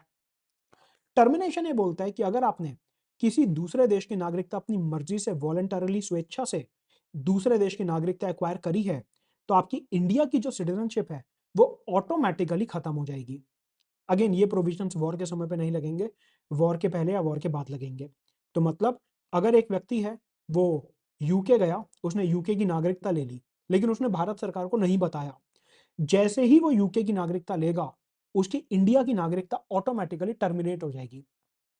तो रिनंसिएशन और टर्मिनेशन में फ़र्क ये है कि रिनंसिएशन में वो व्यक्ति खुद सरकार को चिट्ठी लिख के भेज रहा है कि मेरे को आपकी नागरिकता नहीं चाहिए। टर्मिनेशन में उसने भारत सरकार को चिट्ठी नहीं लिखी, उसने सिंपली दूसरे देश की नागरिकता ले ली। सिटीजनशिप खत्म करने का तीसरा तरीका है डेप्रीवेशन, कि अगर भारत सरकार को ठीक लगता है तो भारत सरकार आपकी नागरिकता छीन सकती है अलग-अलग ग्राउंड्स पे। कौन से ग्राउंड्स पे? सबसे पहले अगर सरकार को ये दिखा कि आपने फ्रॉड से ये सिटीजनशिप एक्वायर करी थी, आपने भारत के संविधान के प्रति कोई डिसलॉयल्टी दिखाई है, आपने हमारे देश के दुश्मन के साथ कोई सेंसिटिव इंफॉर्मेशन एक्सचेंज करी है, उनके साथ ट्रेड करा, कम्युनिकेशन करा, तो भी आपकी नागरिकता जा सकती है। अगर आपने रजिस्ट्रेशन या नेचुरलाइजेशन से हमारी नागरिकता ली थी और 5 साल के अंदर-अंदर ही आपको किसी और देश में 2 साल की जेल हो जाती है, तो भी आपकी नागरिकता खत्म कर दी जाएगी। कि मतलब आपने रजिस्ट्रेशन या नेचुरलाइजेशन से सिटीजनशिप ली, फिर आप दुबई गए, वहाँ पे आपने कानून तोड़ा, उधर आपको सरकार ने 2 साल की जेल दे दी, तो आपकी सिटीजनशिप खत्म हो जाएगी। या फिर अगर आप लगातार 7 साल तक भारत से बाहर रह रहे हो, सरकार को बिना बताए, तो भी आपकी नागरिकता खत्म कर दी जाएगी। बेसिकली ये ग्राउंड वो है कि आप 7 साल तक बाहर रह रहे हो और आपने सरकार को एक बार भी इन्फॉर्म नहीं करा कि मैं भारत वापस आना चाहता हूँ या नहीं आना चाहता। अगर ऐसा होता है कि 7 साल तक सरकार को आपके बारे में कुछ नहीं पता और आप कहीं और ही रह रहे हो, तो आपकी नागरिकता सरकार खत्म कर सकती है। ये जो पर्टिकुलर प्रोविजन है, ये उन लोगों पे नहीं लगता जो भारत सरकार की नौकरी में बाहर रह रहे हैं या फिर ऐसे स्टूडेंट जो बाहर कॉलेज यूनिवर्सिटी में पढ़ रहे हैं।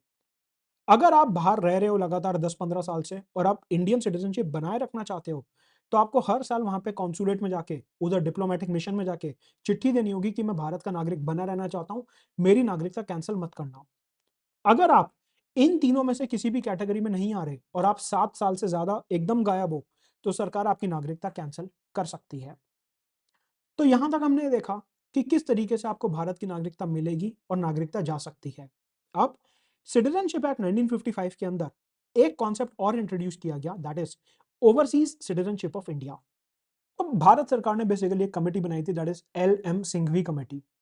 ये जो एल एम सिंघवी कमेटी है, इन्होंने बोला कि हमारे जो डायज़ापोरा बाहर रहता है, हमारे को उनके साथ लिंकेजेस को और ज़्यादा बढ़ावा देना चाहिए, अच्छे से लिंकेजेस हमारे को बनानी चाहिए। और इस कमेटी के रिकमेंडेशन पे एक कॉन्सेप्ट इंट्रोड्यूस करा गया, that is overseas citizens of India. ये हम कोई ड्यूअल सिटीजनशिप नहीं दे रहे हैं। Basically overseas citizenship of India का मतलब ये होता है कि अगर आप भारत से कभी जुड़े रहे हैं, आपके भारत के साथ कोई तार रहे हैं, आप भारत के साथ कोई लिंक रहा है, अभी आप दूसरे देश के नागरिक हो, लेकिन आपका भारत के साथ कोई पहले रिश्ता रहा है, तो हम आपको एक स्पेशल प्रिविलेज कार्ड देते हैं कि हाँ, आप भारत कभी भी आ सकते हो। बेसिकली ये सिटीज़नशिप नहीं है, ये एक तरीके से एक प्रिविलेज कार्ड है। तो सबसे पहले आपको ओवरसीज़ सिटीज़नशिप ऑफ इंडिया को ये नहीं समझना कि हम किसी फॉरेनर को ड्यूअल सिटीज़नशिप दे रहे हैं। भारत में आर्टिकल 9 के अंदर ड्यूअल सिटीज़नशिप का कॉन्सेप्ट है ही नहीं। तो ओवरसीज़ सिटीज़नशिप ऑफ इंडिया जो है, सुनने में लग सकता है कि ये दोहरी नागरिकता है, लेकिन ये एकल नागरिकता ही है।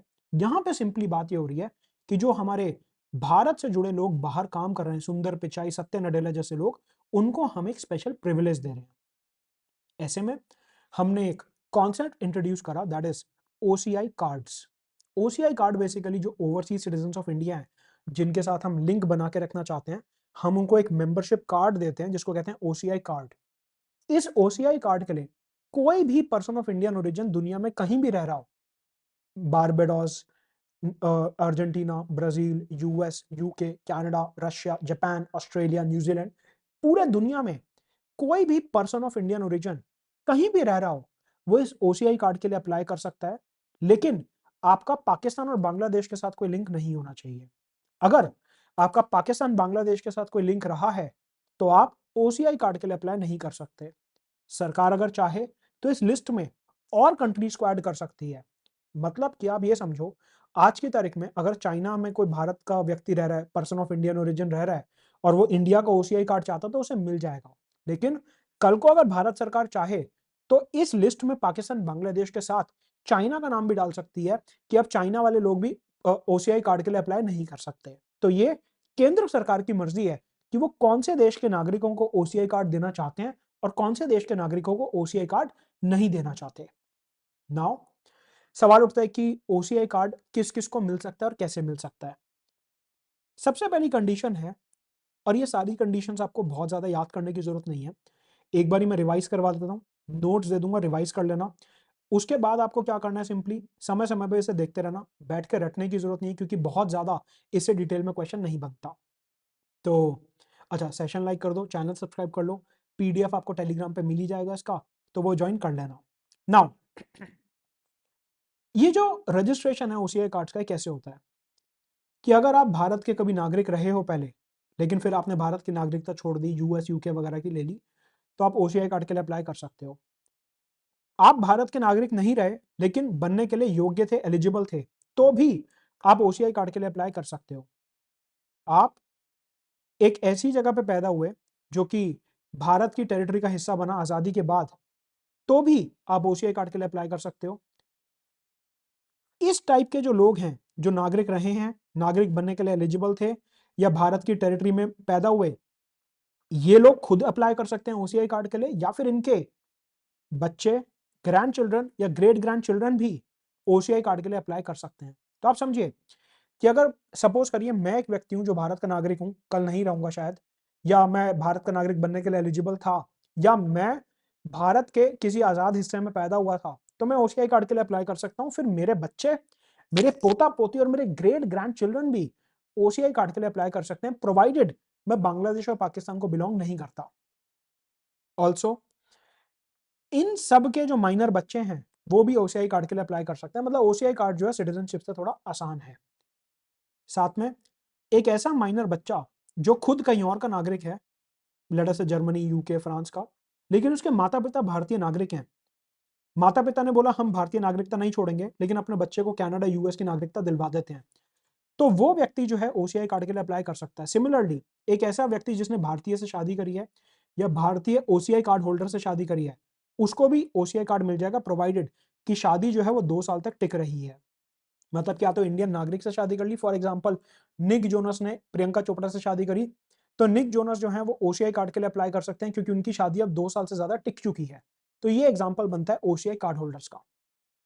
ऑल्सो जो ओसीआई कार्ड होल्डर्स हैं, या तो वो खुद, या उनके माता पिता, नाना नानी, दादा दादी, या ग्रेट ग्रैंड पेरेंट्स, इनमें से कोई भी अगर पाकिस्तान या बांग्लादेश का नागरिक था या है, तो वो लोग ओसीआई कार्ड के लिए अप्लाई नहीं कर सकते। मतलब कि अगर आप ओसीआई कार्ड के लिए अप्लाई कर रहे हो तो सिर्फ आप ही नहीं, बल्कि आपकी पूरी लीनिएज चेक करी जाएगी कि उनका पाकिस्तान और बांग्लादेश के साथ कोई रिश्ता नहीं होना चाहिए। कि सपोज अगर मैंने ओसीआई कार्ड के लिए अप्लाई करा तो सरकार सबसे पहले मेरा बैकग्राउंड चेक करेगी कि मैं पाकिस्तान बांग्लादेश का नागरिक कभी नहीं रहा। इसी के साथ मेरे माता पिता, मेरे ग्रैंड पेरेंट्स, मेरे ग्रेट ग्रैंड पेरेंट्स, उनका भी बैकग्राउंड चेक किया जाएगा और यह देखा जाएगा कि वो सब भी कभी भी पाकिस्तान बांग्लादेश के नागरिक नहीं रहे।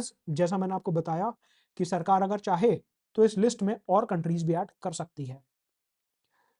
तो अब यहां पे जो ओसीआई कार्ड होल्डर होते हैं, सरकार उन्हें कुछ अधिकार देती है अंडर सिटीजनशिप एक्ट 1955। इन ओसीआई कार्ड होल्डर्स को सबसे पहले multiple entry life long visa मिलता है कि जब भी ये ओसीआई कार्ड होल्डर भारत आना चाहते हैं तो इनको अलग से वीजा लगवाने की जरूरत नहीं है, ये बस अपना कार्ड दिखा सकते हैं और इंडिया की अथॉरिटीज इन्हें अंदर आने देंगी। साथ में ये जो ओसीआई कार्ड होल्डर्स होते हैं, ये जस्ट बिकॉज इंडिया में आ सकते हैं इसका मतलब ये नहीं कि ये कुछ भी कर सकते हैं। इन्हें कुछ कामों के लिए स्पेसिफिक स्पेशल परमिशन चाहिए होगी। जैसे अगर ये भारत में कोई साइंटिफिक रिसर्च करना चाहते हैं तो इन्हें पहले अथॉरिटीज की परमिशन चाहिए होगी। कोई पहाड़ चढ़ना चाहते हैं भारत का, कोई जर्नलिस्ट एक्टिविटी, प्रेस मीडिया कुछ करना चाहते हैं, कोई क्रिश्चियन मिशनरी एक्टिविटी करना चाहते हैं, कोई मुस्लिम तबलीगी एक्टिविटी करना चाहते हैं, किसी दूसरे देश की एम्बेसी में भारत में आके काम करना चाहते हैं कि कतार, यूएई, सऊदी की एम्बेसी में काम करना चाहते हैं, या फिर भारत में कोई inner line permit area, restricted area, scheduled area में विजिट करना चाहते हैं, तो इन सब कामों के लिए उन्हें स्पेशल परमिशन भारत सरकार की लेनी होगी। ओसीआई कार्ड का मतलब ये नहीं होता कि आप जो चाहे वो कर लो। OCI is not citizenship. जैसे हमारे नागरिक आजाद हैं वैसे ओसीआई आजाद नहीं है। ओसीआई सिर्फ एक स्पेशल मेंबरशिप कार्ड है, आपको हमेशा बात ध्यान रखनी है। ऑल्सो कुछ और अधिकार भी दिए गए हैं ओसीआई कार्ड होल्डर्स को, जिसमें सबसे पहला अधिकार है कि यूजुअली क्या होता है, जो फॉरेनर्स इंडिया आते हैं उनको अगर मॉन्यूमेंट्स विजिट करना है, अगर इंडिगो, एयर इंडिया वगैरह की डोमेस्टिक टिकट बुक करानी है, तो उनके जो टैरिफ होता है, उनकी जो टिकट का पैसा होता है वो अलग होता है, महंगा होता है इंडियंस के कंपैरिजन में। हमने ओसीआई कार्ड होल्डर्स को ये बोला कि अगर आप इंडिया आते हो तो आप अगर इंडिया में ही लड़ा से दिल्ली में लैंड हुए, फिर दिल्ली से आगरा जाना है, दिल्ली से जयपुर जाना है, दिल्ली से चेन्नई जाना है, दिल्ली से बॉम्बे जाना है, अगर आप इंटरनली ही कहीं से कहीं ट्रैवल करना चाहते हो तो आपकी फ्लाइट की टिकट उसी रेट पे मिलेगी जो बाकी नागरिकों को मिलती है। आपके लिए फ्लाइट का टिकट रेट महंगा नहीं होगा। साथ में मॉन्यूमेंट्स, अलग अलग इंस्टीट्यूशंस में जो टिकट लगती है, नेशनल पार्क में जो टिकट लगती है, वो भी आपकी नॉर्मल रेट पे ही होगी, आपको महंगी टिकट नहीं मिलेगी। साथ में एनआरआई कोटे की जो सीट्स होती हैं उसमें आप जेई नीट के लिए अपीयर हो सकते हो। आपको पता है कि हर कॉलेज में मैनेजमेंट कोटा होता है जिसे हम एनआरआई कोटा बोलते हैं। तो ये जो ओसीआई कार्ड होल्डर्स होते हैं ये जेई नीट के एग्जाम्स के लिए अपीयर हो सकते हैं, लेकिन इन्हें सिर्फ वही सीट्स मिलेंगी जो एनआरआई मैनेजमेंट कोटा के लिए अलग से रखी हुई हैं। साथ में ये अगर कोई जमीन खरीद के बेचना चाहते हैं तो वो भी कर सकते हैं, प्रोवाइडेड वो जमीन एग्रीकल्चरल जमीन नहीं होनी चाहिए। ऑल्सो अगर आईआईटी, एनआईटी, आईआईएम्स, एम्स में फैकल्टी बनना चाहते हैं तो उसका भी प्रावधान इन्हें दिया जाएगा। ये कुछ स्पेशल प्रिविलेजेस हैं जो ओसीआई कार्ड होल्डर्स को हमारे देश में दी जाती हैं। भारत सरकार ने यहाँ पे साफ बोल रखा है कि जो राइट्स हमने आपको दिए हुए हैं वो आपको स्पेशल राइट्स मिलेंगे, लेकिन अगर किसी मैटर में हमने आपको राइट्स नहीं दिए हुए तो उधर आप जो है फॉरेनर्स के बराबर ट्रीट किए जाएंगे, ना कि सिटीजन्स के बराबर। कि फॉर एग्जाम्पल इस पूरी लिस्ट में वोटिंग राइट्स की कहीं बात नहीं की गई, तो ऐसे में ओसीआई कार्ड होल्डर्स के पास वोटिंग राइट नहीं होगा। क्यों? क्योंकि फॉरेनर्स के पास भी नहीं होता, इसलिए आपके पास भी नहीं होगा। तो सरकार ने क्लियरली ये बोला कि ये जो लिस्ट ऑफ राइट्स हमने आपको दिया है आपको ये मिलेगा। इसके अलावा अगर किसी मैटर पे हम चुप हैं तो आप सिंपली ये देख लेना कि उस मैटर पे हमारे देश में फॉरेनर्स के क्या अधिकार हैं, आपको वही अधिकार मिलेंगे। आप सिटीजन्स के बराबर नहीं हो, आप दूसरे मैटर्स में फॉरेनर्स के बराबर हो। ऐसे में सरकार ने एक लिस्ट और निकाली कि ऐसे कौन कौन से अधिकार हैं जो ओसीआई कार्ड होल्डर्स को हमारे देश में नहीं मिलेंगे। उसमें सबसे पहला अधिकार है कि आपको सरकारी नौकरी, आईएएस, आईपीएस, यूपीएससी, एसएससी में बराबरी का मौका नहीं मिलेगा। आप president, vice president, supreme court, high court के जजेस नहीं बन सकते, एमपी, एमएलए नहीं बन सकते, साथ में सरकारी नौकरी के लिए अप्लाई नहीं कर सकते, और आपको वोटिंग का अधिकार भी नहीं मिलेगा। तो हमने देखा कि ओसीआई कार्ड मिलेगा कैसे, कौन से राइट्स मिलेंगे, कौन से राइट्स नहीं मिलेंगे, और अब हम वो देखने जा रहे हैं कि अगर आपका ओसीआई कार्ड हमारे को छीनना है तो वो कैसे वापस लिया जा सकता है। जैसे हमने सिटीजनशिप के केस में कई सारे कानून देखे थे कि आपकी सिटीजनशिप कैसे वापस ली जा सकती है, रिनंसिएशन, डेप्रीवेशन और टर्मिनेशन। वैसे ही ओसीआई कार्ड्स को अगर वापस लेना हो तो कौन कौन से तरीके बनते हैं। सबसे पहले अगर आप अपना ओसीआई कार्ड अपनी मर्जी से छोड़ रहे हो कि ठीक है अभी मेरे को ओसीआई कार्ड नहीं चाहिए, तो आपका ओसीआई कार्ड गया। साथ में आपके जो माइनर बच्चे हैं उनका भी ओसीआई काट गया और आपकी जो फॉरेन स्पाउस हैं उनका भी ओसीआई काट गया। फॉर एग्जाम्पल, सपोज करिए प्रियंका चोपड़ा भारत की नागरिक नहीं रही और उन्होंने यूएस की नागरिकता ले ली थी, उन्होंने ओसीआई काट लिया। अब क्योंकि निक जोनास एक पर्सन ऑफ इंडियन ओरिजिन के हस्बैंड हैं, तो उन्हें भी ओसीआई कार्ड मिल गया और उनकी जो बेटी मालती है, अभी माइनर है, उनके पास भी ओसीआई कार्ड है। सपोज करिए प्रियंका चोपड़ा ने सोचा कि मैं ओसीआई कार्ड छोड़ना चाहती हूँ और प्रियंका चोपड़ा ने मिनिस्ट्री ऑफ होम अफेयर्स को लिख के अपना ओसीआई कार्ड छोड़ दिया। ऐसे में अगर प्रियंका चोपड़ा अपना ओसीआई कार्ड छोड़ती हैं तो उनकी माइनर बच्ची मालती, उसका भी ओसीआई कार्ड गया और उनका हस्बैंड जो कि फॉरेन ओरिजिन का है निक जोनास, उसका भी ओसीआई कार्ड गया। ये प्रोविजन ये बोलता है। साथ में जो केंद्र की सरकार है वो नोडल अथॉरिटी है कि वो किसी का भी ओसीआई कार्ड कैंसिल कर सकती है अगर उन्हें लगता है कि ये ओसीआई कार्ड फ्रॉड से लिया गया, या फिर उन्होंने भारत के संविधान के प्रति कोई गलत काम किया, उन्होंने हमारे दुश्मनों के साथ बातचीत करी, कम्युनिकेशन करा, या फिर अभी उन्हें ओसीआई कार्ड मिले 5 साल ही हुए थे और उस 5 साल के अंदर उन्हें 2 साल की कहीं पे जेल हो गई, जो सेम चीज हमने नेचुरलाइजेशन और रजिस्ट्रेशन के सिटीजनशिप में देखी थी। अगर ऐसा कुछ होता है तो आपका ओसीआई कार्ड वापस ले लिया जाएगा। साथ में अगर आपको कोई भी भारत का कानून या आपने सिटीजनशिप 1955 के प्रोविजंस अगर आपने वायलेट करें तो भी आपका ओसीआई कैंसिल कर दिया जाएगा। अगर सरकार को लगता है कि interest of sovereignty, unity and integrity of India, friendly relation with other state, security या जनरल पब्लिक के इंटरेस्ट में आपके पास ओसीआई कार्ड नहीं होना चाहिए, तो भी सरकार आपका ओसीआई कार्ड वापस ले सकती है। या फिर आपकी जिससे शादी हुई थी वो डिसॉल्व हो गई, कि मतलब सपोज करिए कि एक कपल है, ये इंडियन ओरिजिन के हैं, ये फॉरेनर है, ये फॉरेनर को जो ओसीआई कार्ड मिला था वो ये इंडियन की वजह से मिला था, अभी इनकी शादी टूट गई तो ये जो फॉरेनर हैं इनका ओसीआई कार्ड वापस ले लिया जाएगा। मतलब कि अगर शादी की वजह से किसी फॉरेनर को ओसीआई कार्ड मिला था और वो शादी में डाइवोर्स हो गया तो ओसीआई कार्ड वापस ले लिया जाएगा। सरकार ने यहाँ पे बोला कि अगर हम किसी का भी ओसीआई कार्ड वापस लेते हैं तो उसकी बात सुनने का पूरा मौका दिया जाएगा और फाइनल डिसीजन केंद्र सरकार का ही रहेगा। ये थे सारे के सारे सिटीजनशिप के प्रोविजंस और पिछले कुछ वर्षों में सिटीजनशिप के ऊपर एक ही क्वेश्चन बना है 2021 का। With reference to India consider the following statements. There is only one citizenship and one domicile in India. पहला स्टेटमेंट बिल्कुल सही है कि हमारे देश में सिंगल सिटीजनशिप है, आर्टिकल 9, और सिंगल डोमिसाइल है। A citizen by birth can only become head of the state, ये गलत है। मैंने आपको बताया कि naturalisation, registration, acquisition of territory, किसी भी माध्यम से अगर आप भारत के नागरिक बन रहे हो तो आप राष्ट्रपति बन सकते हो, तो सेकंड स्टेटमेंट तो गलत है। A foreigner once granted citizenship can not be deprived of it, article 10 सीधा सीधा बोलता है कि अगर आपको नागरिकता मिल रही है तो वो वापस भी ली जा सकती है अगर पार्लियामेंट ऐसा कानून पास करता है तो। ये था आपका पूरा सिटीजनशिप। काफी लंबा लेक्चर हो गया बट मजा आया। लेक्चर को लाइक करेंगे, मिलेंगे अगले लेक्चर में।